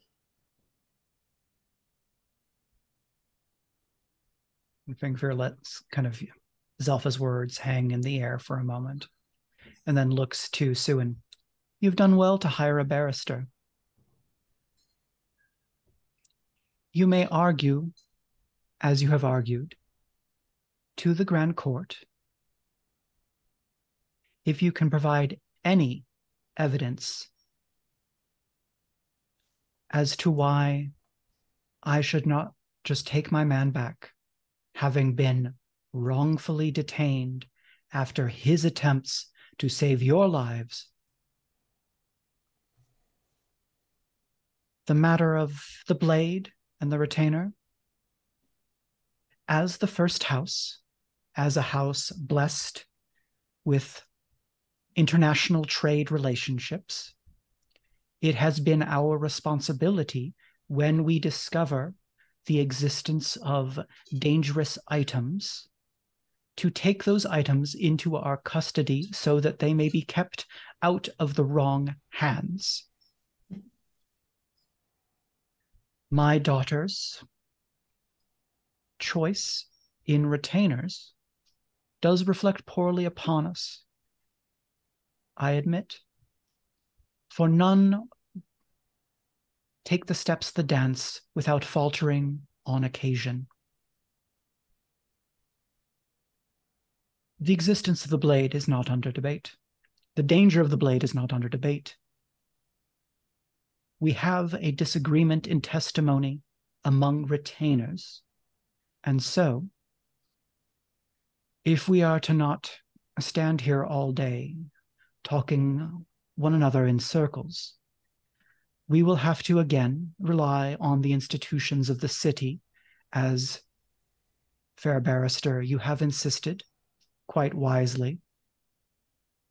And so I say, remand my man to me, and in witness of the Princept of Vorster, your reporter and myself, he shall swear to appear and present himself to the court for any proceedings, and I shall take him home, and then we shall see you in court. I have a quick aside. Did we decide whether the hand was remaining in the bubble for the stretch? Oh yeah, the hand is still holding the knife in the bubble. The thing in the bubble. Yeah, go ahead. So I assume that someone who's trained in using weapons would be, are there different holds? Like, oh yeah, you can attack someone. Yeah. I was assuming the same thing. Yeah, I see this. With a blade of that size, Mm-hmm. You'd use a reverse grip for any overhand strike. Uh-huh. You would use kind of the way you'd hold it to strike is definitely the way you'd hold it differently if you were using it like a knife during dining, right? Mm-hmm. There is something to be said for the grip. Absolutely. Could my character make a little interjection here? Yeah, absolutely. Right. So he'd actually say, Crevice, Valeria, how do you hold a blade when you're going to attack somebody? The moment Marcelo asks this question, I'll just take out a dagger and throw it in Crevice's direction. So, if you throw it in my direction, because I have my sword, now I have to think about this, make sure this is not an unconscionable breach of etiquette. I don't think it is, because I think that I'm turned, I turn back and towards the dagger. Mm-hmm. So away from the people, so that there's no like question that I'm not threatening anybody, right? Yeah.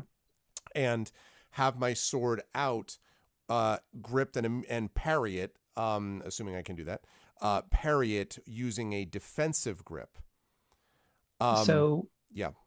I would say this is cool enough. Y'all can have planned it. You can just snatch it out of the air. You don't have to block it. Like Zelfa tosses the dagger and you can just snatch it out of the air. I'm throwing it for you to catch. Well, but the thing is, in a because defensive... the grip for a throw and the way that you would block it, that doesn't say anything about grip, right? You would need to hold it to display it. Oh, okay. So I had my sword of the... Okay. So that's fine. So then this is just for me to show the grip. Gotcha. Yeah. So you toss the dagger to me. I had this other thing in mind about how you would actually defend. Anyway, I get it. So I knew you weren't throwing it at me. I was just going to do something. No, I am not trying to kill you. No, I know you weren't. So surprise PvP. And that's when Court of Blades collapsed. No, so that's fine. So I grab it out of the air, and then I say, as I believe. It's Valeria, right? Is the name? Yes. Oh, okay. As I believe Valeria would understand as well, and certainly described, an attacking grip might look something like this, and then I demonstrate.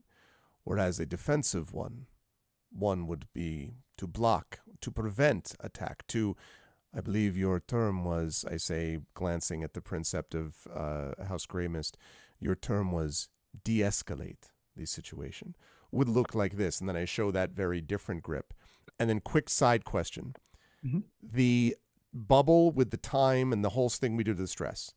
Yeah. That also specifies the time that it was done, right? In that we couldn't go back in and later on change the grip in the hand, right? Like the whole point. My point is that the city magicians or wizards or whatever, they'll know that. The Knacks will know that, right? Because this is important to what happens next. So the block. So I'd like, and then it would involve itself in this. And if you wish, I can provide evidence right now, or in court, if you prefer, to demonstrate which your man was doing, aggression or de-escalation. And then I glance at the broadsheet writer, just like, making sure that the plume is moving super fast across the page. Yeah. So is this a moment where you have the hand brought out? Not well. I want to see what their reaction is. Like, do they say, I want to know if they say like, show us this evidence or something to the equivalent of that, Right. Yeah, I think my character would just be like, is that right, Valeria? We want to be impartial about this. The Bravo of Vorster has adequately displayed the difference between such grips. And would your hawk be incompetent enough to not understand this difference? And Valeria kind of straightens like a steel rod. My brother and I trained together. Oh, I see. He is quite competent. I think it's time for my characters to then just turn to those who have this evidence. So then by the way, I also spin the dagger before tossing it casually back to at the moment of competence, and I'm like, and then like chuck it over to Zelfa, and nod in Zelfa's direction, and then turn over to Jensia, and I'm like, perhaps Arnak might be able to show you what grip actually was used. So I'm going to say that she has the sphere actually in like a box, like a decent sort of like wood box that she keeps some of her ingredients in usually. So that's just sitting on a side table. So she'll grab it, she'll lift the lid, she will choose to walk past the reporter so that she gets sort of the first view. Sure. Not on purpose, not like walking over to show it to her, but just like she opens it, she walks by, the reporter is there, right. And then she'll display it, showing the knife and the hand. A gruesome sight, to be certain, Fengvir says, not unmoved. So indeed, isn't it absolutely horrid to know that during an otherwise pleasant drive across the tracks, pure violence could occur with a weapon of mass destruction, no less, that someone well-trained would either be so careless or so brutal to hold a weapon so dire in attack. I fold my arms and look just deadpan. So I haven't called for any rolls yet today. Not a single one. I am so surprised. And so what I'm going to do, well, see, here's the thing. It's just that their offensive has been bold assertion, universal dismissal. Yeah. Right? Convincing them is not going to happen. Right. That's why the broadsheet. So what I'm going to ask is for a roll to make an impression on the reporter, because you have jockeyed for position with regards to one another, and not a lot has changed, though you've played your cards well. Right. So I want to do a thing. So I'm going to reply, and then I'm going to tell you what I'm going to do. Okay. All else being equal, we see 2 points of impasse between our houses.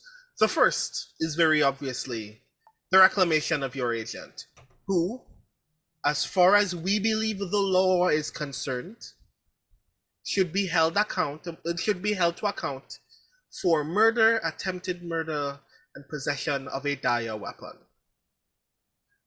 If your man were a common citizen of this fair island, they would have to post bail or sleep a night in a cell. We only insist that that is an important rule to uphold for justice's sake, and not for the mere ebb and flow of our beautiful game. With that in mind, I insist that until such a trial occurs, they must be remanded to said cell, which is the only reason why they wait in our house at all. The second is the possession of the dire weapon itself, a thing that, as you say, is your responsibility, but as far as approbation goes, it must needs be said that it wasn't secure in your house for us to enter this stage to begin, and therefore a matter of the court is also where it should be stationed. Both of those things should happen in public before a jury of your man's peers, and not a jury of us. I only insist that those things occur, not only because we disagree, but because justice is a matter of resolving that disagreement, not merely granting a house what it wishes. We can therefore leave this room still sour and still agree that that duty is more important than anything else that either of us could want petty or great. I turn to the journalist. Surely you agree, and surely you agree for the public's sake as well. And then I'm gonna roll sway and remind you that I have a special ability called a good name, which gives me +1 effect and +1d whenever consorting or swaying. Okay, so I'm just gonna double check this ability so I can remind myself. When you push yourself in social engagements while consorting or swaying, you may gain both +1 effect and +1d instead of one or the other. Lovely. So if you are in fact pushing yourself here, I am so stressed, y'all. So this is because you're trying to convince the journalist. This is which I presume is a lower bar than Grey Mist. Indeed.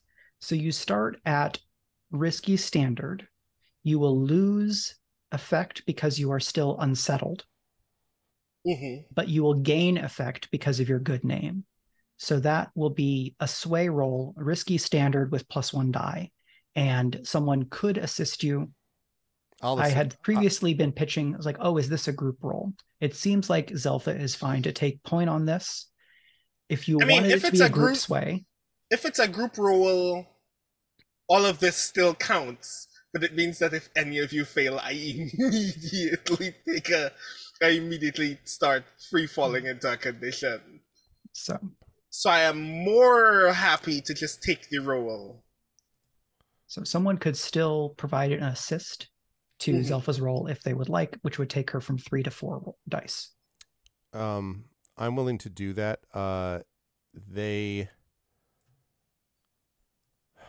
Question. Can I... From a strategy standpoint, I might ask Rhiannon and Darcie, how are your character stress situations in terms of an assist, so as to theoretically leave Karevis with some stress for the tournament that we may not even get to tonight. I'd be happy to assist, especially because it's just like persuasion, which tends to be a character's strong point. Yeah, I think you're the logical one. Great. So Darcie, if you mark 1 stress for Mark, then Zelfa, you are going to be rolling risky standard with 2 bonus dice. That's mine and Darcie's. Yes, 1 bonus die from you from pushing, 1 bonus die from Darcie for the assist, and you've already gotten your plus effect from good name, so you should be rolling 4 dice total. Hey, before you roll this, quick question: for gap in the armor, which is about when you survey, you may push yourself to find a weakness in an argument, gesture, or evasion and seek an advantage. Is this something where I could, because I was wondering about that, but that doesn't actually, the gap in the armor doesn't actually seem like more combat oriented. So I'm wondering, but more, surveying, in terms of the actual, could I do that as a separate roll? And if successful, then give the +1d and +1 effect to, because it says it can be given to a coterie member. Yes. So do that to add to it. If you succeed at this survey using Gap in the Armor, you can grant that bonus to Zelfa. Does that seem sensible to everybody? I just feel like we should not lose this roll. Like, Yeah. Yes, it does. Okay. If you Don't can get suffer any more stress, please. if you can get up to great effect, then that will have an impact for sure. Okay, so I'm just going to do survey, and this is to see if I can do all that. So, So okay. your survey is going to be, so this would be controlled Okay. because you're just evaluating, Yeah. but this is an incredibly high stakes situation, and your status and the house's status is at stake here. So I'm Okay. going to say that this is risky, and you'll get standard effect because otherwise it's a headache, because limited effect on gather information rolls for ability like this. No. Okay. So risky, standard, and I guess for bonus dice, is that taken into account? Because I have 2, he said, in survey. But I So guess, if you, yeah, I clicked on survey to begin with, so I guess that's already taken into account then. yes. Okay. Bonus dice is beyond what you have in the action. Okay. All right. So, okay, here we go. Okay. 4 and So- 4. On a 4, you get it, but there is a consequence. Okay. I think the consequence here is that I'm going to start a 4 clock that is Valeria I thought it was gonna identifies a involve Valeria. weakness. Yep, I thought it was going to involve Valeria. Okay. That she is watching you watch all of this and using that to understand how you work. And That's I'm fine. going to tick it twice. That's fine.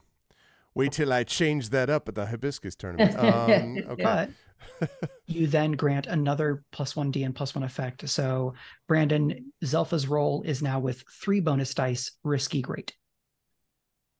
Okay, let's do that again. Risky. Great. Now with 3 bonus dice. If I don't crit here, I'll be so very upset. Roll 20. What did you do? Hold on. Roll 20. Let's Okay. go. That's what I'm Yay. talking about. 1, 2, 6 is 2, good. 4, Woo! 6. 1 to 6. It's I all we really need is one. wanted 2 6s. We only need I really one, though. wanted 2 6s, but I'll still take it. Brandon, don't say that you'll be disappointed if there isn't a crit right before you roll, because then the dice will be like, well, screw you. Oh. But we got Magical the thinking 6, though. definitely is We how got this 1 works. 6. Yes. So on I'm the still 6, very grateful for the 6. this argument plays out. You know, we infill that the way that Crevice has talked has helped Zelfa identify weaknesses in Grey Mist's argument, which I think what Brandon has role played indicates as well. This builds on what everyone has done in the scene, and so the journalist kind of takes some additional notes and kind of then looks up to Fangvir and then to Suin and says, as a member of the press, it is my recommendation that the witness and the primary evidence be remanded to the high courts so that these proceedings may be addressed according to the city's justice system. And those of you who are paying attention to Fangvir see a bit of fire kind of flash across his eyes, a bit of a flare of a nose, but he smiles and says, "We are grateful for your service to the city, dear miss, and accept your recommendation as a gesture of good faith and our investment in the justice system of the city, so that all may know that we are all judged by the gods under the same system." And then they leave. And then we exhale for the first time in an hour and a half. All of It's the like- blood ejects itself from my forehead. We're not making amends now. I mean, Yeah, that may be real Yeah. hard. Well, Yeah, our relationship with Grey Mist has evidently soured. I turn to Morgaine and I go, that's gonna go much worse at some point in the future. But our win is still, this guy actually has to go to court, and it's fairly reasonable that more sensible people than any of the houses will agree that this knife either needs to be somewhere a coterie can't touch it, even if that place is at the bottom of a volcano somewhere. So we should probably continue to monitor the situation up until that court case. And like Morgaine says, you all handled yourselves quite well. Fangveri is a blustery old bastard. And now I think we should have some wine. Hey. Some sounds like a very minor amount. So it is 10. I'm going to suggest we take our break, and then we'll come back and you all can make some preparations for the Hibiscus Tournament. And I will suggest, as a fan of the players and the characters, that Greg find a way for Karevis to be able to seek some solace before you all head off to the tournament. I'm fine. I'm fine. I'm fine. Karevis is just like vibrating. Like, I mean, Zelfa's also got stress problems, but Zelfa doesn't have to fight in his tournament. Although all of what just happened was super clutch, by the way, from everybody. Let me just say. So anyway. There's a version of this where I'm asking for like so many rolls, but I think the role play and kind of the collaborative writer's room table talk, that's still the game. And it came down to really important roles. And I'm very happy with all of that.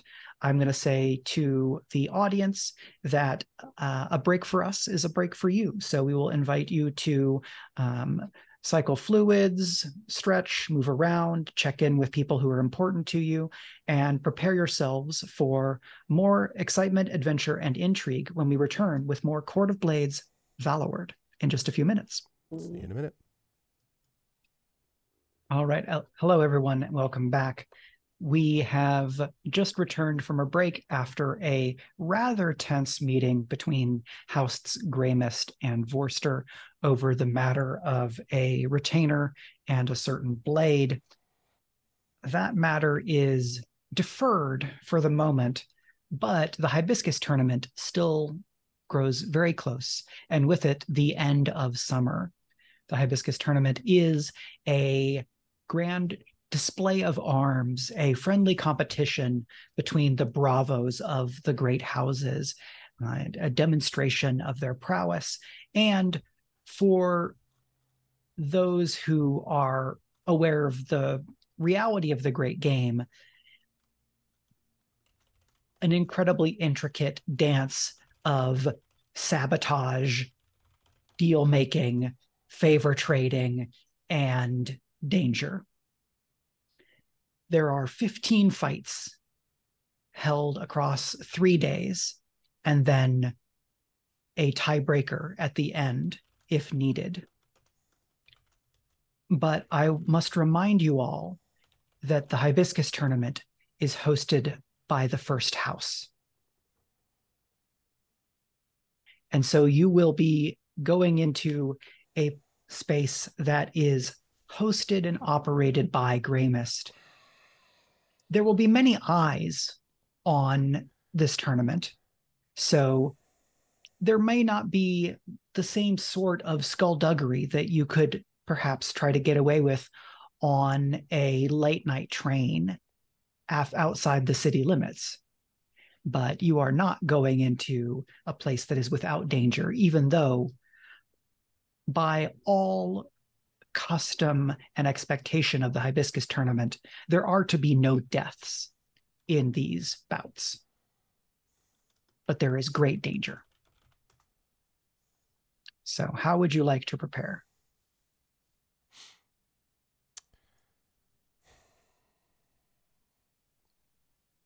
Well, Look, Marcelo is going to approach Karevis and say, my man, I have got you an invitation to the best spa on this island. the best spa. Say you'll go. All right. What's involved with this? Is it where they slough off your skin with rocks or something? Well, yes, that's an option. There's also mud baths, salt baths, and massages. They specialize in massages for sports and activities such as yours, as well as others. Well, my muscles have been a bit tense. Thank you, Mark. I appreciate what you're suggesting. It might perhaps be a good idea. I could use a bit of stretched out muscles before this event. Oh, you're very welcome. And I will also be going with you. Obviously, I have less need for stress relief, but it's always a delight. Well, that blow you took to the chest was very, I still feel it. Yes, I can understand completely. It was an oblivion kick, really. So, Darcie, is Mark spending the influence to get Caribus the solace roll, or are you just doing the fiction? So he got to spend that influence. Okay, great. Consequences for it is the top spot. It is number one. You need to schedule these things months in advance. Right. Yeah. Let me do that. So normally you reduce stress by participating in your indulgence. For Caribus, this is faith, but I think this is a fun special circumstance. Also, if Caribus is at 5 stress, there is the potential to overindulge. And overindulging at a spa could be very fun. I'm thinking about an incident at a spa that happened some years ago. Oh God, it was a nightmare. Anyway, okay, so right, so I have to. So how do I, if I'm going to run this sort of seed to release stress, is this just a typical fortune? Yeah, prune hands are the least of it. You got that right. Am I doing a simple? It's the lowest one, right? Yeah. So you can click the button that says indulge, and it should make the correct roll. You have 1 in spirit and 1 in mind, so it should just roll 1 die, and then you will lose that many stress. But if you roll a 6, you will have overindulged. But you'll have overindulged, and then you'll have no stress. So that's an upside. Great. All right. Your perfect roll here is a 5. Let's go with the spa. And no bonus dice come out to this, right? Correct. Okay. Okay. I told you, 6. Spas. I'm telling you, Yes. spas are just. So chat. I spent too long in the sauna, right? Is like what happened, basically. Chat, should I be really nice to Greg? Like really nice? Should be really nice. Because there is something that I identified where I could choose to be really, really nice. And I feel doing this is both gracious, and it will mean that Caribus ends up with 1 stress left, but then I don't do a wacky and overindulge thing. Does Greg deserve it? That's a very good So, question. Caribus, when you use Gap in the Armor, it says you have to push yourself to do that. Oh, that's right. So you would be at 7 stress. Oh, shoot. That's right. Which then means when you roll a 6, you go from 7 stress to 1 stress. So 6 means you can't. So at that point, you essentially can't overindulge. Is what you're saying. Oh, There is a level of stress you can reach where you cannot overindulge. he did roll a 6. Why don't you finish that sentence, Drew? All right. Listen. This guy is a friend and like designs my band's album covers. But no, when the moment comes, stabbed in the back with an oblivion blade. How many stress to make his head literally explode? Dang. Well, if you fill your stress track, then you gain a scandal. Yeah, that would and be bad. are out of the scene, which we're hoping will not happen here. I did completely forget about that fact. I'm sorry about that, by the way, that it said push. That's fine. It was there right at the end.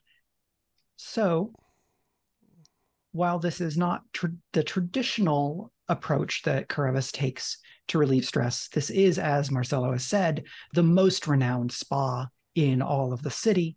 Their masseurs are very accomplished and are experienced in working with athletes. And so whatever tension, whatever, muscle fatigue that Karevis might have, wherever he might be holding that big ball of guilt he carries around. Right in the left forearm. It's right there. That ball of guilt. They are able to get to it.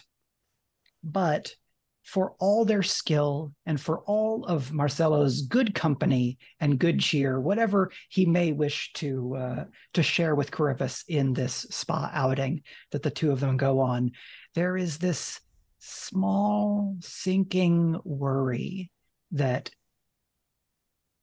cannot be eliminated because a fight is not won by muscles alone, and that your body may be refreshed and you may be heartened by the support of your colleagues. But to triumph in the Hibiscus Tournament, you must be a bravo's bravo.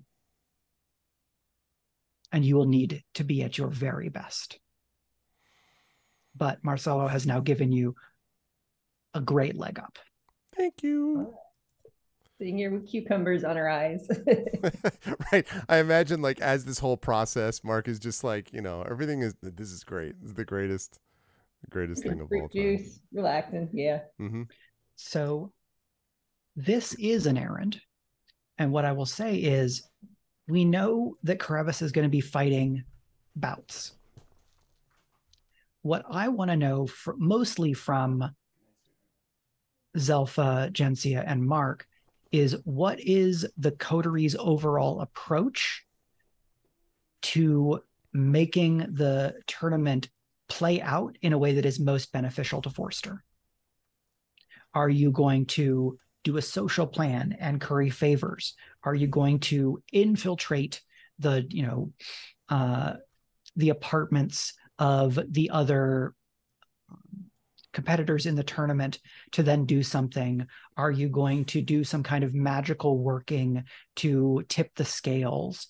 What kind of plan are the messengers bringing to the tournament?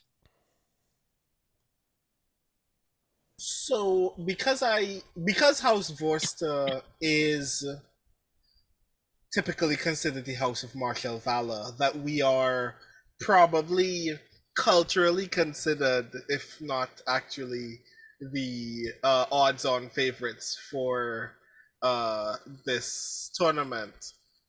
It stands to reason to not play the social game, or rather to play it in such a way where the end goal is not gaining grace with other houses, but just idly reinforcing the idea that Karevis is going to be a beast, and you should probably not want to face him because he will probably thoroughly destroy whoever you put in front of him.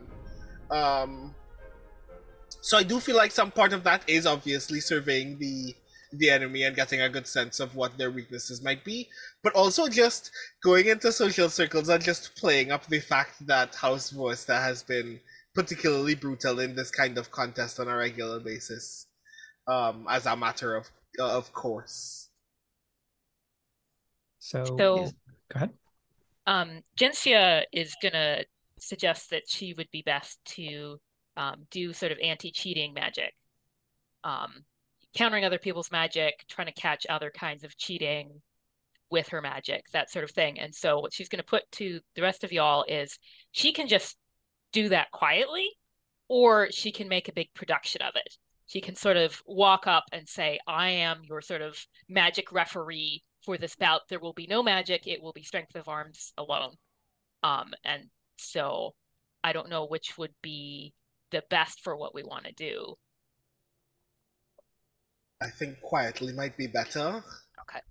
If only so we could also catch someone out in the attempt of casting magic. Sure. And then go, oh, someone was planning to cheat. Good, we stopped that. I assume that we're going to have the same reporter there, by the way, reporting on this event.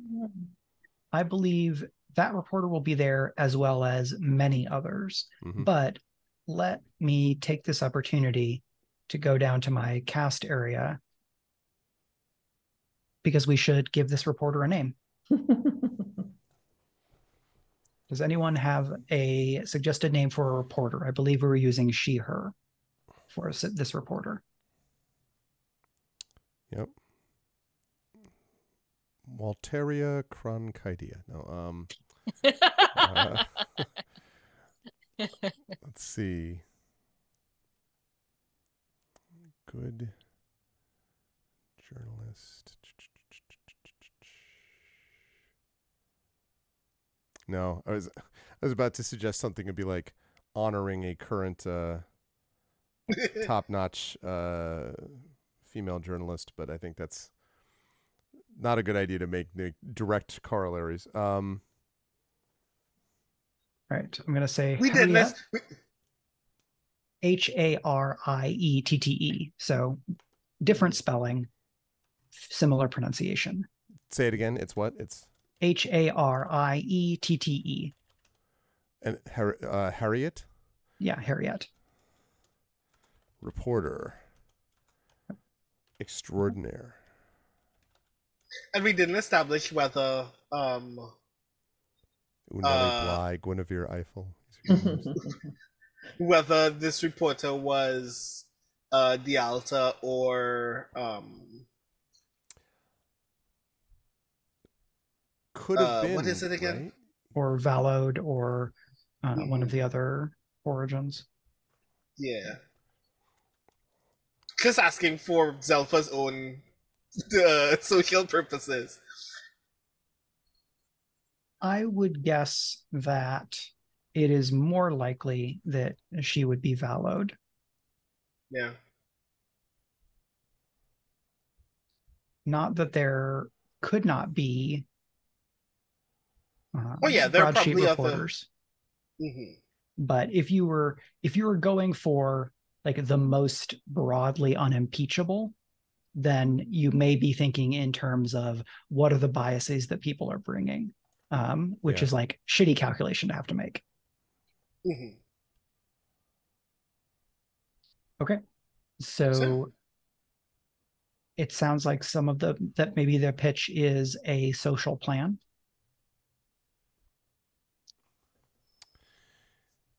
Yes.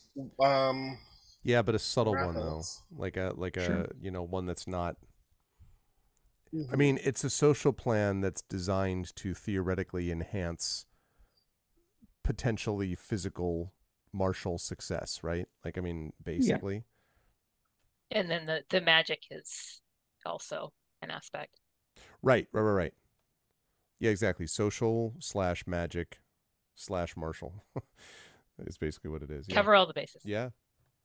So can they get an idea of, will it be like in a Coliseum type situation where there's an audience kind of surrounding the fights? Or is it more like low key? I mean, like not low key, but like less grand than a Coliseum where there's like thousands of people? So I think the Hibiscus Tournament is fairly exclusive. Okay. And is more like an event among the nobility rather than a public tournament. I was thinking like something out of Bloodsport, but I guess not. No underground betting facility. So it's kind of like what I think of when I think of like old jousting, where they'd have like some folks watching from the side, but it's not like Disneyland there where everyone's coming in. Yeah, so I'm thinking stands, but not Coliseum. All right. And also interior building or outer building? I'm going to say that they have both because you want to be able to have options if there is bad weather. Right. Okay. And this is being hosted not on the primary Gray Mist kind of compound, but in a set of buildings with, a great outside space that is probably has hosted the Hibiscus Tournament before, but it might have been 5 or 10 years ago. Mm-hmm. It's not always the same place, even if the first house kind of maintains their position for some time. So with a social plan, what you need is your social connection. So either, if you're kind of drawing on that same reporter again, if you are utilizing some contact that one of you individually has, or a contact of the house, or I suppose you could establish as your detail Alonso, your courtier. Are terrifying yet unreliable. You're terrifying, unreliable, but loyal courtier. Yeah. I'm just looking at the potential connections we have besides the reporter.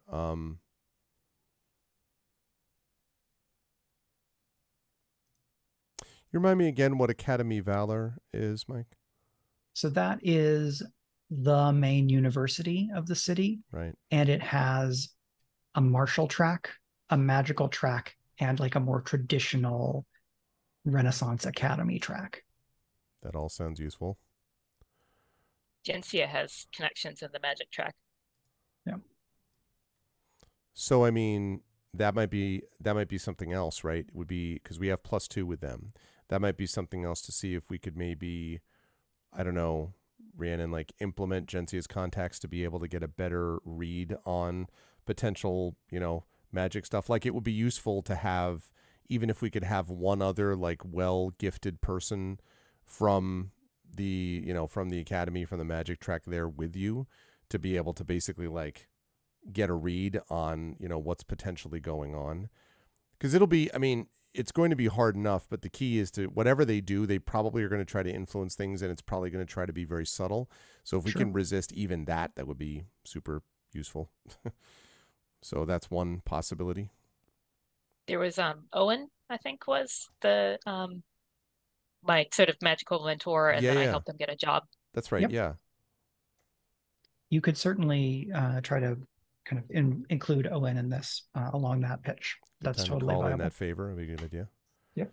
Can we do multiples? So like, could we do where we bring in Owen, but we also make sure the reporter is there and kind of, I don't know. I like the idea that the reporter is doing this extensive piece on the problems with House Grey Mist and like the problems of hierarchies in Valloward or whatever, like some big expose. Sure. That would I think to bring the reporter in again, you could spend another favor, or someone could go and make a roll. Doing with the favor doesn't call for a roll, but favors are hard to come by because that's the big scale versus influence is the more kind of normal coterie level scale. Owen, you don't need to roll for because Owen is a contact and you've done a favor for Owen. Well, we don't want to blow the favor, I guess, unless we really need it. Well, I think so. Bringing Owen into play is going to give you a bonus on the engagement roll for his involvement. If you wanted to try to get more bonuses, that's going to be bringing into play more contacts, coming in with more intelligence, or having other kind of plans in play.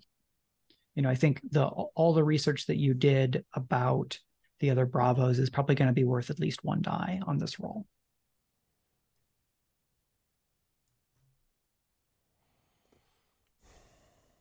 So I can walk through the engagement roll, and then if you're not happy with the number of dice you have, we can maybe jump to some scenes to try to build yourselves up if you need it. Okay. So you start with 1 die for luck. Mm-hmm. Is this errand particularly bold or daring? I think so. The Hibiscus Tournament is a big deal. Is it overtly complex or contingent on luck or outside factors? Probably, right? That's why we're trying to balance these out with bringing in our own outside factors to compensate for their outside factors.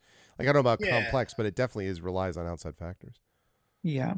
I think I'm going to not take 1 away from that because I'm going to be taking dice away from you for the tier of the other houses. Yeah. which is like, that's really the bigger impact here, because if Tyr didn't exist, then Carivis would be basically dealing with equal fights with everybody, right? But part of how Tyr manifests is the intangibles. It's not that Valeria is a better fighter than you.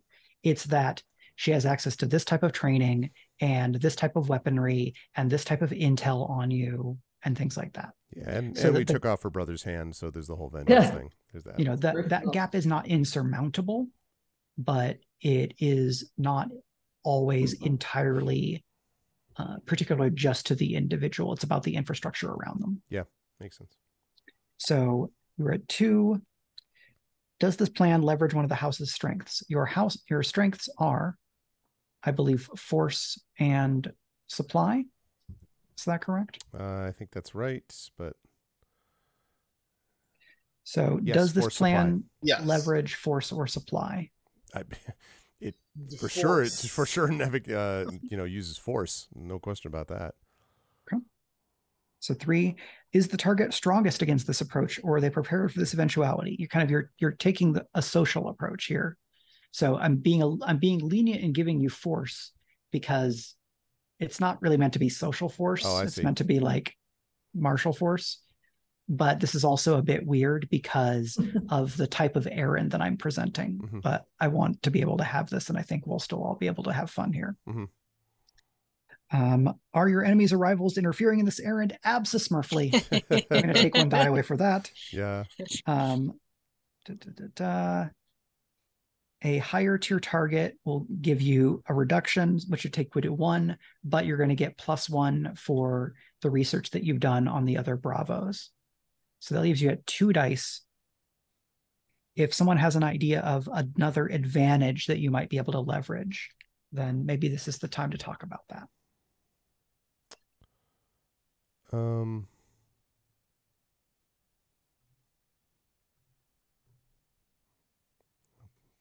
Honor. So you can look at individual contacts. You can think about what you might have done ahead of time to set up either the social aspect or the magical aspect or something like that. So if you want to look at your contacts. I'm looking now. Anybody who is a upwards triangle is a friend and is more likely to want to help you. A downwards triangle is a rival who is more likely to interfere with you, but given the right circumstances and the right roles, might be convinced to help you as well. Yeah, I don't see Cardigano coming in and just being like, religious advice, shouting from the stands, have faith. I don't see that. No, and he kind of already gave you advice last time, like when you were worried about this, upcoming, asked you like, if you face off against someone like this again, what are you going to do?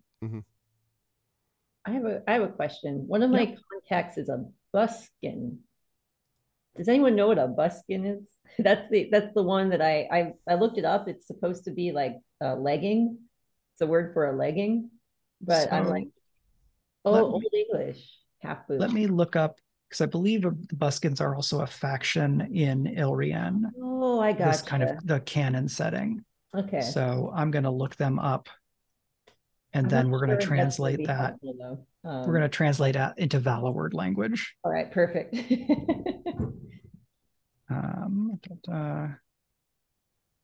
Nope. Your contact is an ancient Athenian tragic actor.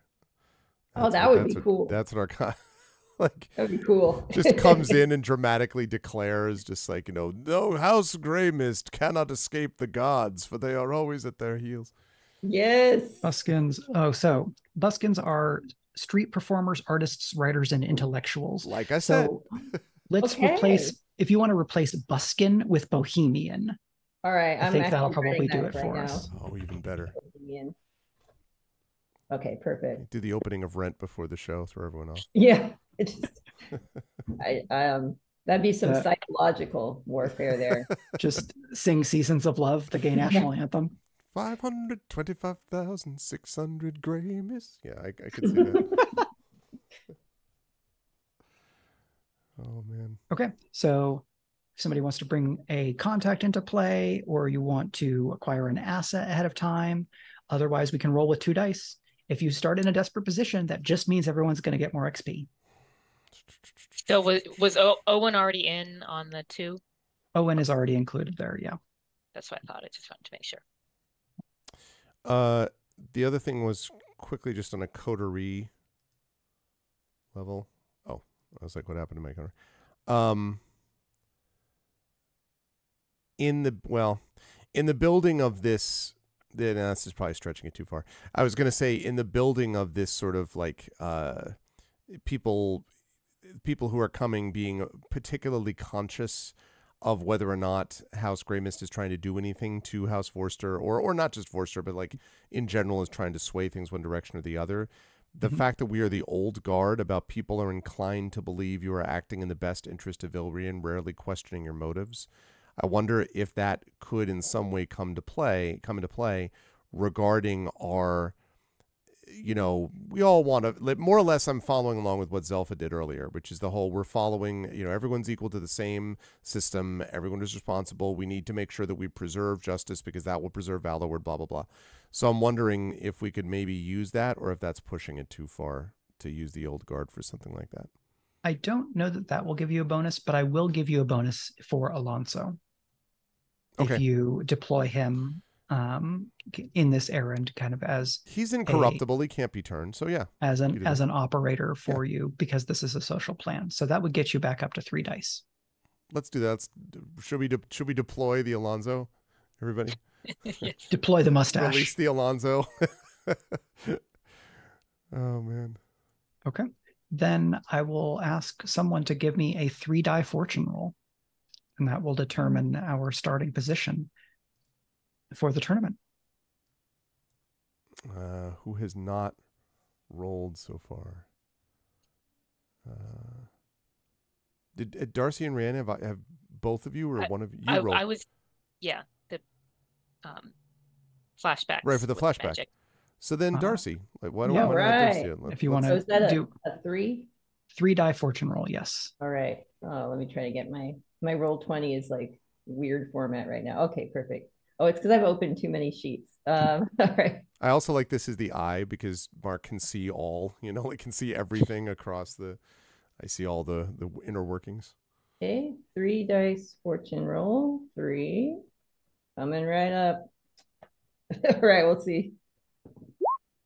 Okay. 3, 5, and a 2, which means that you will start in a risky position, which is fairly standard for such a situation. We're going to cut to the action, but I'm going to give you a bit of the kind of opening ceremonies. Mm-hmm. We have here, again, the Princept of Greymist. Fengvir is immaculately dressed in, a gorgeous outfit. I'm just reminding myself of all the things. So green and gold are the colors of Greymist, and Fengvir is resplendent in a green and gold kind of doublet with kind of the undershirt that has fine embroidery and black work that must have taken hundreds and hundreds of hours.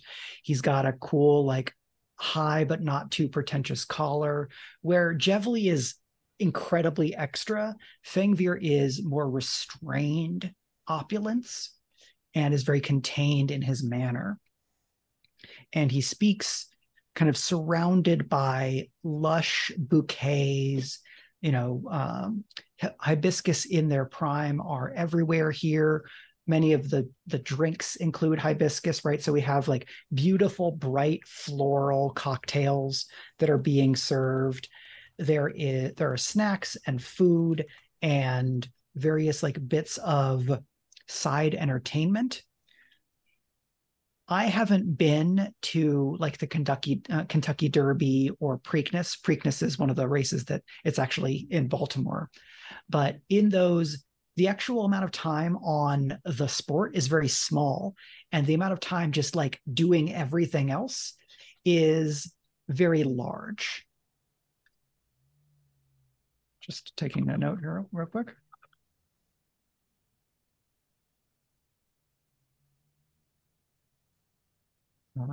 Brandon had to step away for a moment, but we will continue. And so Fingir speaks to an assembled group of probably somewhere south of 100. So it is the Princept, probably one to three other members of every one of the high houses, their bravo, some attendants, there's probably some number of support staff for any given bravo, including that Vorster has. They're just, folks that are not already established with names and so on and so forth. There's somebody who is going to carry and care for Caravis's weapons and, be there to be able to like fix something in like an outfit or like in his shoes or anything like that. Like everything needed to make sure that he can keep on going back onto the pitch to fight these duels. And, the show must go on. Mm-hmm. And so Fingir gives this kind of opening address and says, "It is a great privilege of the first house to host the Hibiscus Tournament every year and to ensure that all steps are taken to most appropriately and entertainingly foreground and feature the skills of the great bravos that represent us. In the dance, we take many steps, we wear many costumes, but it is perhaps in the bravo that the dance is at its purest. The bravo, who is agile and keen, who is strong and stalwart, who impresses on the dance floor and impresses upon their foes with blade. When there are matters of uncertainty, when honor is at stake," and here Fingir like looks straight at Suin, "and honor is on the line. It is to the bravos we turn, for the bravos carry the gods' favor. And through them, we come to know truth. And I hope that you all, throughout this weekend, will comport yourselves honorably, that you will represent your house well, and that we may celebrate the talents and the merits of those who represent us in the dance. And now, my daughter will announce the pairings." And Jevli comes out. The elder Grey Mists are more like Fingir. They're like more restrained. And Jevli is the one who is a lot. And so to be entertaining, it's unsurprising that she is here. So she gives all the pairings and reveals that, Caravis, your first opponent is going to be Marlowe, Bravo of Lironti. Marlowe, as I will remind folks, is a fairly big guy. He hits hard and is faster than he has any right to be. That is what you saw in previous reconnoiters at the Bravo Salon in the previous session when we established more of these Bravo characters. And she goes through all of these things and she says, "And because I can't resist the idea, I will let you all know that tomorrow we will have special surprises that will keep the tournament very interesting for all involved. And dear Bravos, I hope you enjoy." I kind of glance up at Mark and Jensia and Zelfa in the stands, like all that way. And of course, Alonzo, I'm kind of like, at the surprises line. Yep. So I think to set the baseline, I don't have anything weird for this fight with Marlowe. I think that you are given your choice of weapons. So you might expect that any number of these bravos will fight with rapier and dagger. You are welcome to bring basically a secondary item, rapier and buckler. You might fight case of rapiers, which can be intimidating, but then is somewhat inflexible because you don't have a short range option, in the way that if you have a rapier and dagger, if someone closes on you, the dagger is very much at play. If you have two long blades, 40 something inches of blade, and an enemy gets past your tips, then really you're looking at cuts and you're a lot more limited in what you can do. So some combatants go for that versatility. Some combatants will use, a buckler or a shield, and then that gives them flexibility in a certain way. Others insist on fighting only with a single blade. Some might bring a two-handed weapon like a longsword, or potentially even a greatsword. What you bring also says something about who you are and how you fight. So knowing that Marlowe is kind of a heavy, and this is a guy who is, big and broad. If Valloward had gridiron football, he would play gridiron football. But instead he is a bravo, and his blade, the base of that blade is about this thick. His is much more like a Schiavona or a saber, even though it doesn't have a bend. It is a heavy blade. It will be very difficult for a standard rapier to be able to displace or stand up to an attack from that blade. So you might expect that he brings that blade. What weapon does Karevis bring to this duel? I like the idea of trebuchet. That's or an onager. I bring my catapult. Well, I have in my possession. I think in that case it makes sense, although I'm tempted. If I bring a dread blade, that is a two-handed weapon, which would make it impossible for me to also use a buckler, right? It would be, I would not say impossible, impractical. Okay. If the buckler you could use would be like the smallest one that just wraps around your hand and only covers about this much. Because I'm conscious of the thing about the dread blade is that it's slower.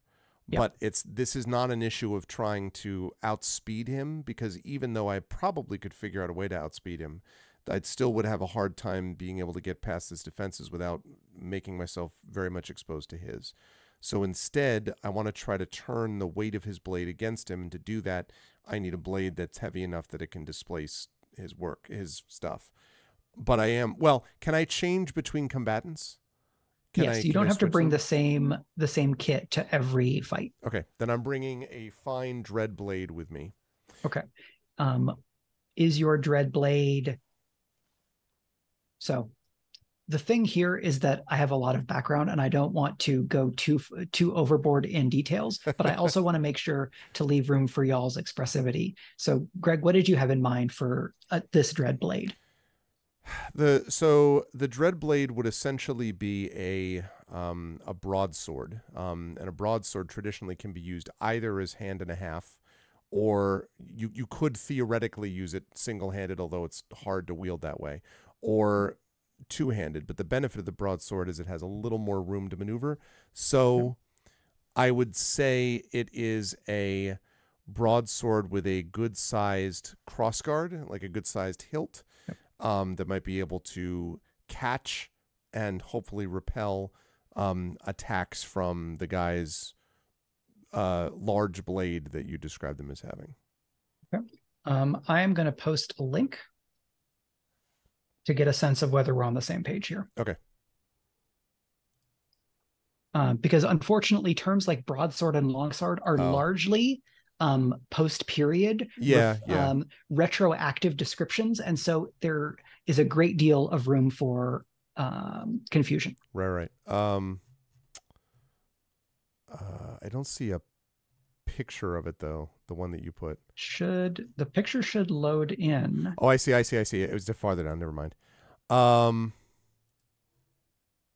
So this is from Darkwood Armory, which actually I used when I was in the SCA, inspired by the Italian greatswords of the 16th century, the Medici type, looks like 18B, two-handed sword, long, slender blade, considered a strong thrusting weapon, but these are also very much cutting weapons.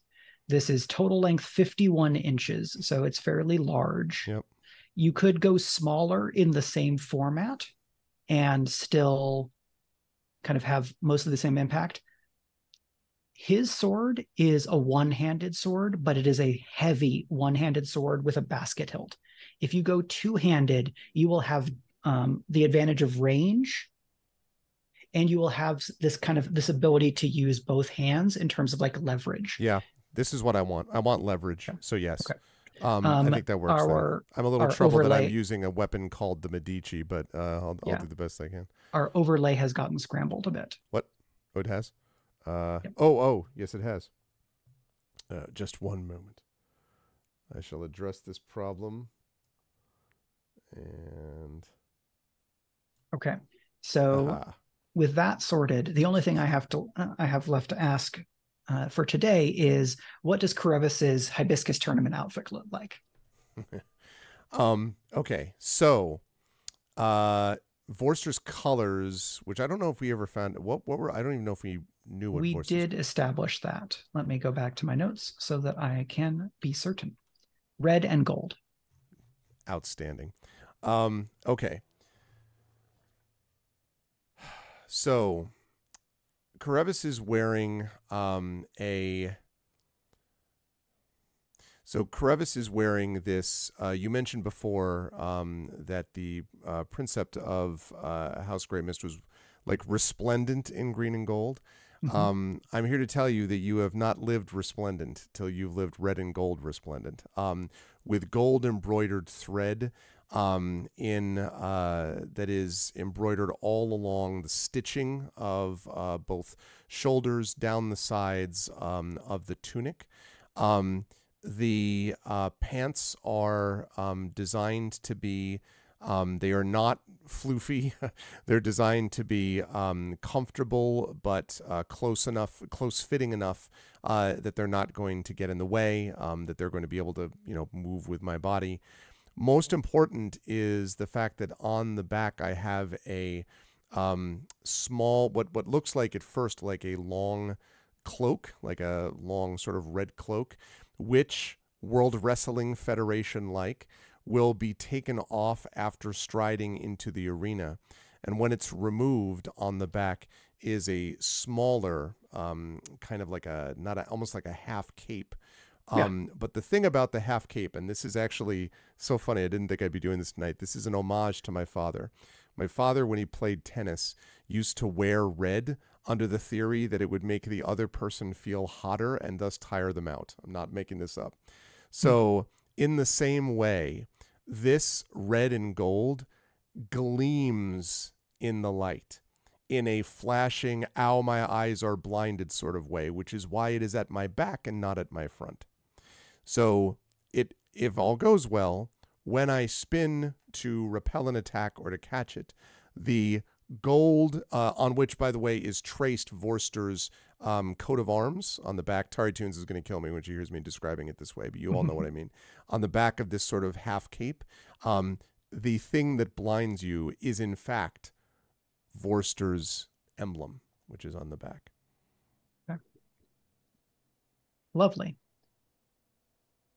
Also, I walk in with the "when it comes crashing down." No, I'm not going to do the Hulk Hogan walk in music. Yeah, and so the space that is given you is a fairly unassuming square, probably 25 foot to a side. So there's room to move around in, but not a lot of room, especially once blades get moving. You will start at the opposite ends, so there is room to close. You will not begin in measure. So you're going to have an option of how it is that you enter measure, how do you want to manage distance, and rather than rolling for every back and forth, what I'm going to ask Greg is, what is Karevis's approach to this fight? And I think we talked about it a little bit, but I want to give you the opportunity to articulate your approach clearly. Okay. In the first few, I don't know, 20, 30, 40 seconds, I want to kind of ascertain if Marlowe is fighting in the same way that I saw him during the training. And if so, Marlowe's, I think you're right that Marlowe's speed, he's faster than he has any right to be. I also think Marlowe believes that he is faster than he may actually be. And one of the things about carting around a blade is if you're also going to move fast and you're going to wield that blade, you will eventually tire yourself out, especially if I increase the weight of the blade when it's used. So as he brings his swinging, sword down, I am going to attempt to patiently block and or parry, but I'm going to be doing so in every case using this sword that I've chosen in an effort to basically increase the weight of what he's carrying. If he comes down in a slash like this, trying to basically parry and turn so that my own weight, my own strength is increasing the pull down on the blade. I'm not necessarily doing this to disarm at the beginning. I'm doing it at the beginning to try to increase the fatigue of holding on to this blade. And I want to do this a few passes, basically, looking for an opening during which I could possibly, having done that a couple of times, either disarm him on, I don't know what the pass would be, the third, the fourth time, something when I see an opening, or Right.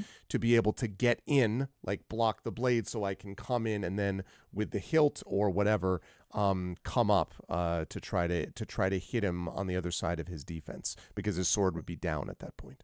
Yep. Okay. I don't know if any of that is SCA appropriate, but I'm doing what I can. I think that's more than adequate to give me a sense of what that fight looks like as it plays out, at least in the early moments. Okay. Since you have gap in the armor, I always want to give you that opportunity to make the survey, but it takes a push every time. So you may not want to use it every time because that adds up to be a bunch of stress. Well, That is being- the role okay. that I'm making, can I ask you, is the role that I'm making going to be significantly impactful for the fight, or is this just kind of like an opening gambit? Because I don't want to waste it if it's an opening gambit, but For this first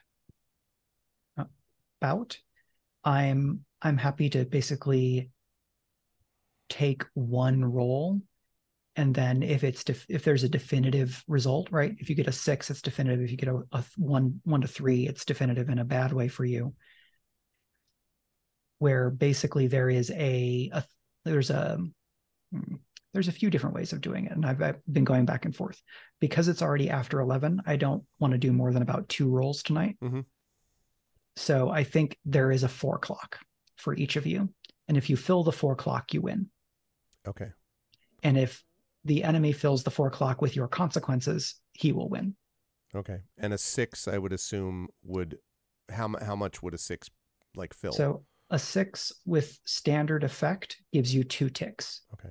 So 1 success at great and 1 at limited will be enough to win, or 2 at standard, or 1 critical when your effect was already great. So if you get up to great for the roll and then you get a critical, that becomes extreme and it fills 5 ticks. So that would be 1 and done. All right. I'm going to...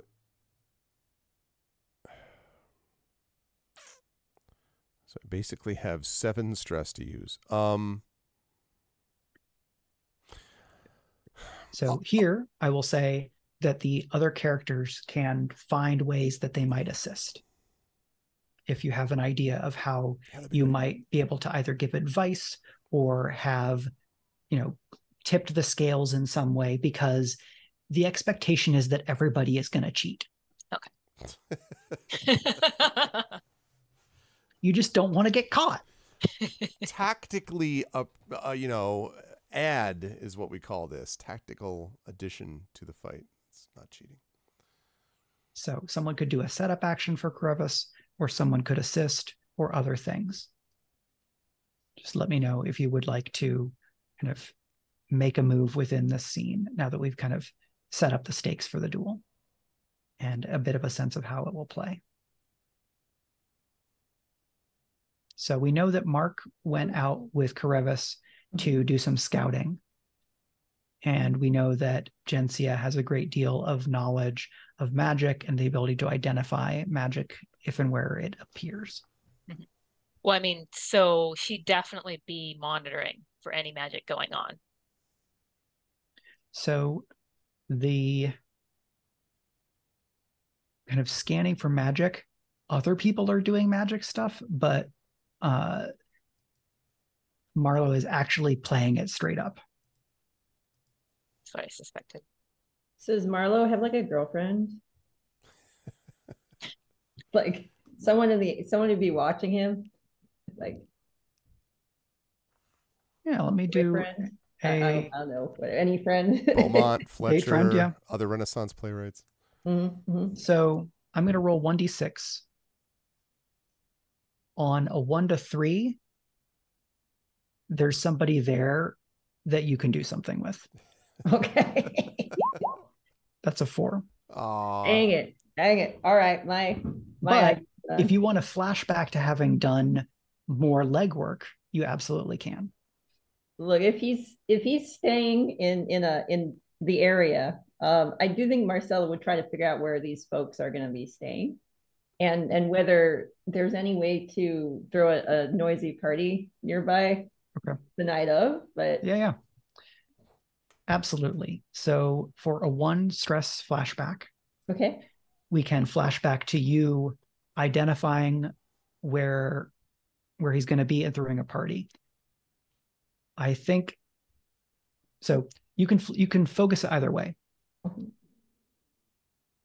Is it more about knowing exactly where he is, or is it more about getting close and then being really loud? It's more about getting close and being really loud. Okay. So what action is this from Mark? Let me scroll down.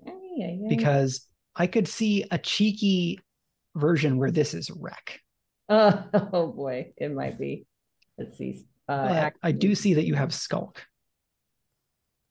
So I could certainly see a consort where you get a party rolling. I could see a skulk where you trail him so you know exactly where he lives, and then you can pay some, maybe reach out to your buskin friend and get some street performers there, or whatever other approach you want to take. I would go that approach, because he doesn't want to be, because he's pretty associated with the house, so he doesn't want to be the one who throws this event and then it's pretty obvious because they're so loud. They might complain, they might go over there, but really the main goal is to cause enough disturbance late at night just to interrupt that sleep enough to throw him off.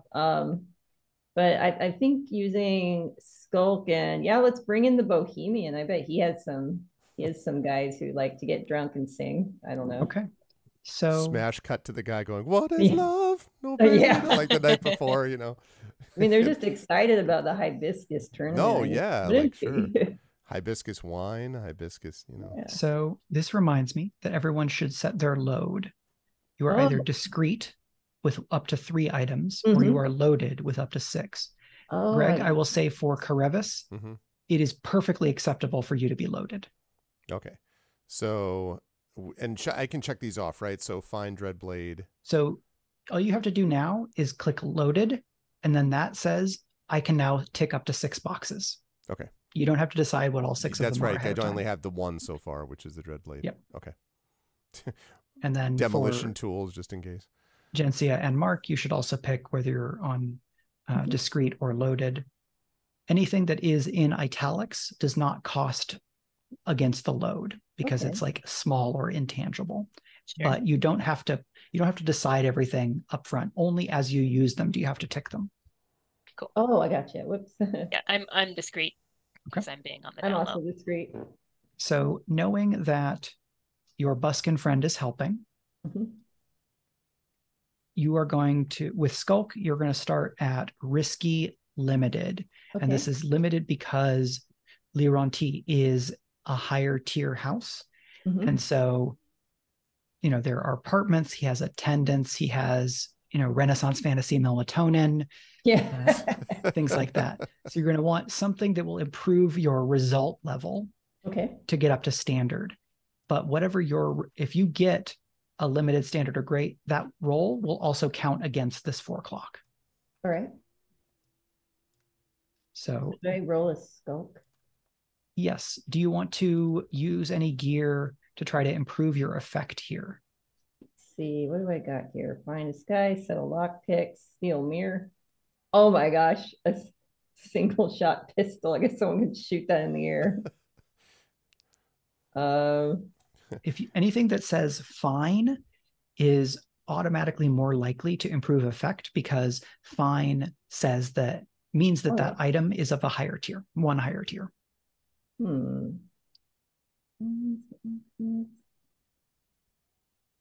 But fine is not. Let's use that luck charm. Let's use that little luck charm. Bring some luck to the situation. Okay.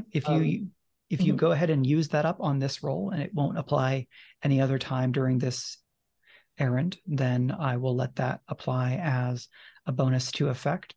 Okay. So you're going to have, this will be risky, standard, skulk with 1 bonus die. Okay. Skulk, risky. Let's see. How do I add a bonus die? I have input value, position, risky, submit, standard, submit. All right, bonus die 1. I think I got it. Great. Okay. 3, 1, 3, but there's a 4 in there. Okay. So I am going to go ahead and put 2 ticks on the clock that is overcoming Marlowe. Okay.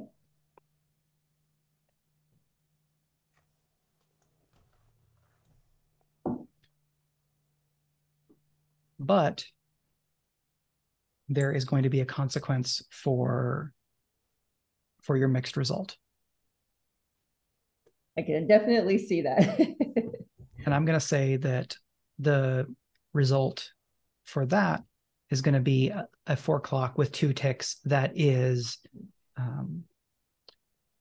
mark disqualified. Okay. Where basically when that clock fills, people will have gotten wind of what you're doing, and you will be removed from the weekend. All right. Yes. Now you can get yourself back into it because you're sneaky. It's like this. Wear my disguise. I'm not like the fake mustache and everything like that. If you, if that clock fills, it will look bad for Vorster as well. Because it's like you got caught. It's gauche. You gotta be careful there, man. Maybe just one party. And this, you can resist this if you want, but the clock is not full yet. You might wait and resist later on. Yeah, I'll do that. I'll take my 2 ticks for my shenanigans. Okay. So we've established all of that. We return to the present as we see Marlowe with a little bit of kind of darkness under his eyes, and he suppresses just a very small yawn as he's kind of like stretching out. And Karevis, you can see that he has not rested as well as he might hope. And I actually say, as we're sort of circling each other, I hope that you've gotten the rest that you need when the fight is over, my friend. And and stop talking. Show me your blade. All right. This is the Inigo moment in the Princess Bride fight where he's just like, he's asking Wesley to show himself. He's like, you must tell me who you are. I must know. Get used to disappointment. And Inigo's like, all right. So I'm basically like, all right. Shing. I am not going to use, I think, Gap in the Armor because I want to save some of that stress. And he's already got 2.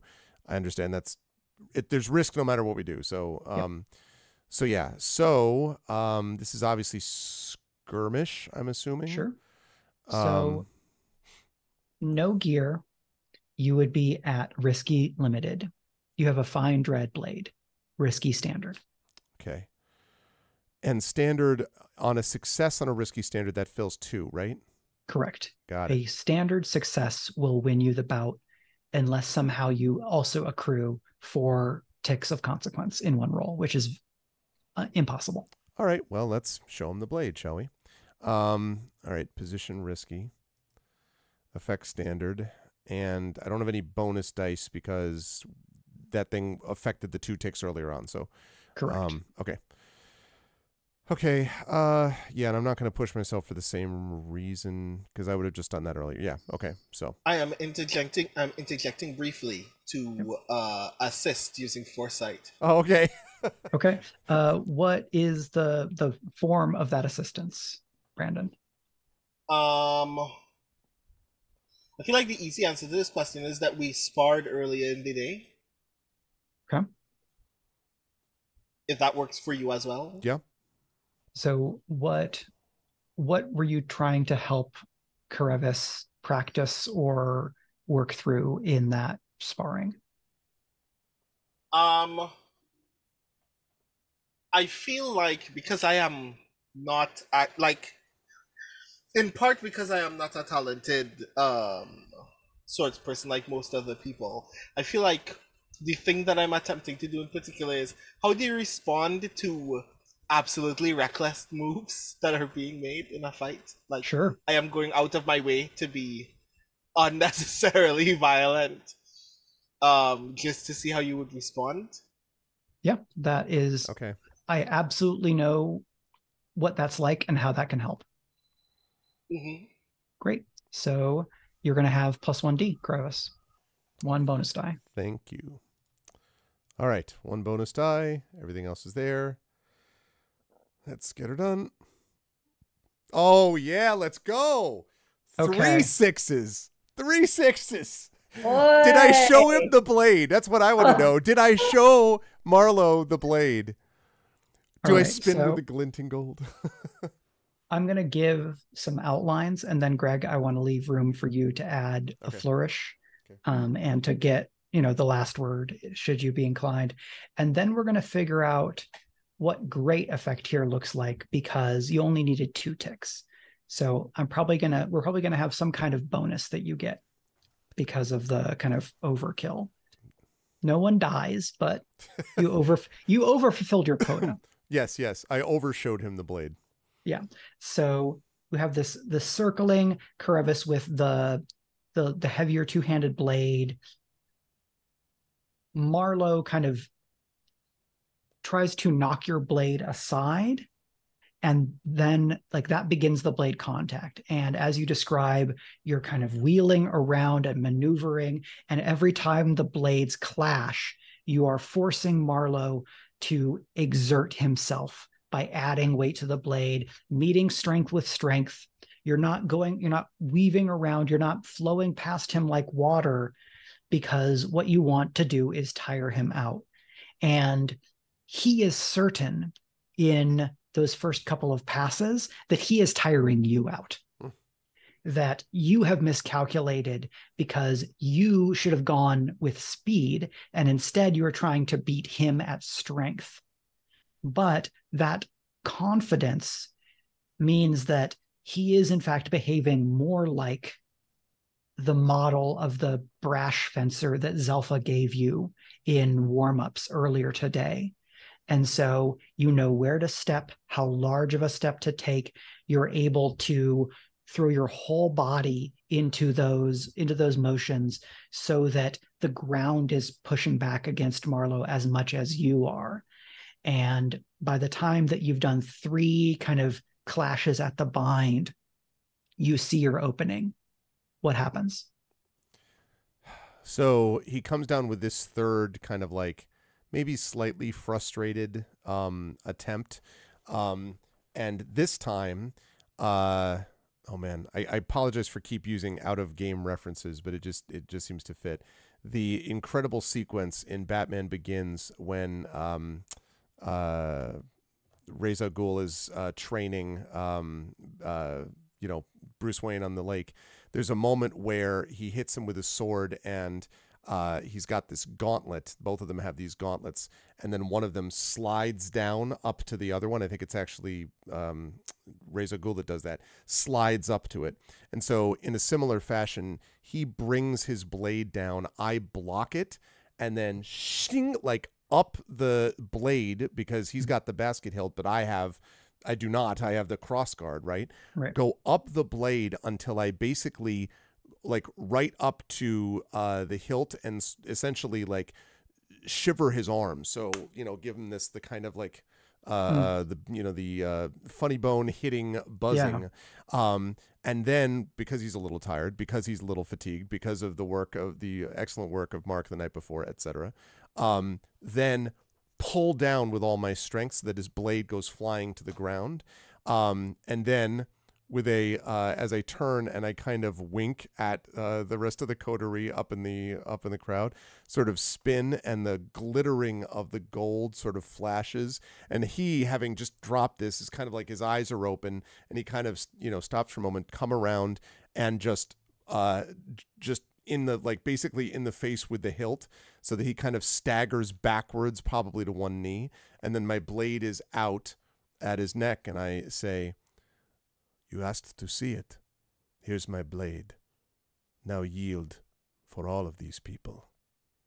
And you see him nod, and he says, "I yield," but all anyone else can hear is applause as your first bout is complete. I kind of acknowledge the crowd, pull the sword back, and then as I walk back over to the coterie, I'm just kind of like, yeah, and I'm doing the kind of like, oh, yes, and I get back to them. I'm like, all right, that's one down. As I get back over to them. All right, so you just have to do that 4 more times. Yeah, that'll be great. That's wonderful. But we did it without having to use like a ton of stress for me to begin with. So yeah. That's like, so that is good. It is almost 11:30, so I think this is probably a good place to end it for the night. And I am again going to work with the players to do XP stuff offline so that we don't have to stay up much longer. And what I will say is thank you so much to everyone who is watching live. This has been Valloward, a Court of Blades campaign by Speculate in collaboration with Greg's channel here at twitch.tv/arvaneleron. If you are watching this on Twitch later on or on YouTube, thank you so much for your attention. We are very proud for Valloward to be an official selection at 3 web festivals: the New Jersey Web Fest, the Minnesota Web Fest, and the Baltimore Next Media Web Fest. Award nominations for those festivals will be coming out over the course of the next month or so. And as those emerge, we will be, hopefully, fingers crossed, seeing some nominations for Valloward, our players, and things like that, because there's different categories across different festivals. And we'll have some more stuff to celebrate there. And then, if we're incredibly lucky, in addition to the selections and nominations, we may have some award wins. But honestly, this whole ride has been an absolute delight so far. And so I want to say thank you to everyone involved in all of those web festivals. It's been great becoming a part of this kind of culture of celebration and mutual support in the actual play world, getting this support from these web festivals. So that's all really great. And thank you to everybody there. Thanks to folks who have been watching live. Thank you so much to all of the mods here at twitch.tv/arvaneleron for your attention and your vigilance in keeping us all safe and informed as best we need be. I have been your dancing master, Mike Underwood. I publish as Michael R. Underwood. You can find books like Genrenauts, the complete season 1 collection, anywhere bookstores are sold. I am on the Bad Bird app at Mike R. Underwood and at the same address over on Blue Sky. And I stream video games and game design discussions and analyses over at twitch.tv/turbotango. And now I'm going to throw to Darcie for an outro, and then I'll give everybody else the rundown. Yes, no, thank you so much for watching, and I had a really wonderful time playing tonight. You can find me online in Instagram at Dr. Little Badger. It's mostly like weightlifting stuff these days, like me lifting my books up and stuff. But you know, I do other news. And if you want to do writing sprints or watch me game, I'm here on Twitch at Author Little Badger. I've been Rhiannon Held, and check out my books, my urban fantasy series, Silver Series under Rhiannon Held, my space opera novellas under RZ Held. Coming up here, I'm going to hopefully be part of a sale, and I looked it up. It's August 26th to 28th. So a couple of my urban fantasy novels will be on sale, and then the first in my novella series will be on sale. So look for that. I'm on the Bad Bird app at Rhiannon Held, same on Blue Sky, and I will definitely tell you when the sale is going on. And I'm also part of a D&D game that is all authors, that's on the Dungeon Scrawlers channel on Wednesdays. Hello, everyone. I am still here. If you are watching on stream, I may have briefly disappeared to deal with a mishap very quickly. But you can find me almost everywhere on the internet at The Rising Tides.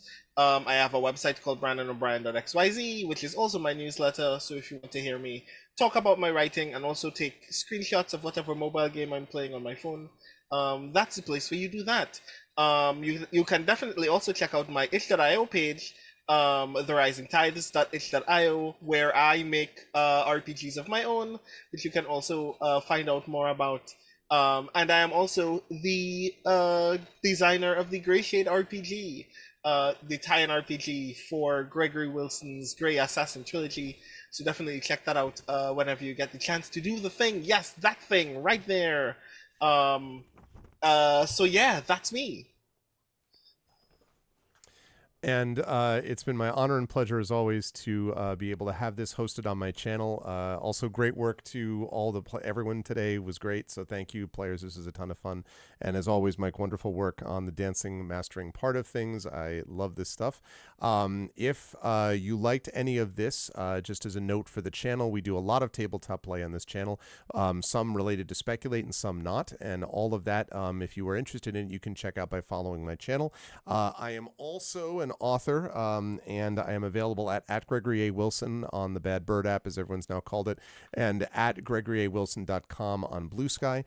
We already talked about the tabletop role-playing game, which Brandon O'Brien is doing, so please check that out. And please also check out these two books, Grey Shade, which came out last year, and Renegade, which just came out a couple of weeks ago, which is met with some good critical reception. And if you like these books, and this is for any of these folks who are watching, please do us all authors a favor and please leave reviews. If you can do that, it helps the algorithms. They're positive reviews, then we love that. And please do that if you can, because it definitely helps us out. And thank you for supporting our work. Otherwise, this was great fun as always. And we will be back to you folks with more of this campaign in 2 weeks, actually, on Friday the 25th, when we will return and see how many more times I can hopefully look awesome before I get my sword drawn out of my hand and then bad things happen. But in the meantime, it'll be great. House Vorster for life. It'll be awesome. So thanks, everybody. Especially support, if you can, for Speculate, our Patreon, which I've listed there, speculatesf.com and patreon.com/speculate. And those things will really help us out. We will have a fundraiser for Speculate coming up in a couple of months, and we'll give you more details about that as time goes along. But until then, thanks to all of you, and thanks to everybody in chat who was awesome. And thank you to Mike, Darcie, Rhiannon, and Brendan. And we'll be back at you folks soon. Until then, bye for now, everyone.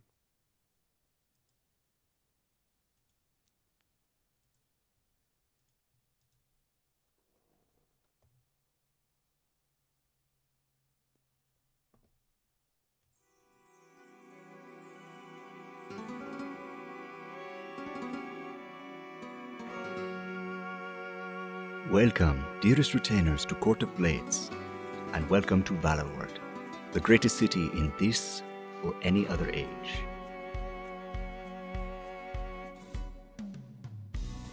A city where hearts race and swords flash, where intrigue and danger lie around every corner. Centuries ago, celebrated veterans were given title to Valor Isle, a place long abandoned by its first residents. Here, the heroes found ancient secrets, bountiful land, and a fruit bearing oracular gifts. Generations later, 6 families vie for ultimate control of this jewel of the archipelago, each seeking to lead the great dance of houses. A new retinue rises to clash with flashing blades, veiled plots, and powerful magics in pursuit of their house's interests and their own secret ambitions. Speculate presents Valloward, a Court of Blades campaign, starring Primi Mohammed, Marie Bilodeau, Brandon O'Brien, Gregory A. Wilson, and your dancing master, Michael R. Underwood. Be welcome, retainer. Get comfortable, but not too comfortable. It's time for Court of Blades.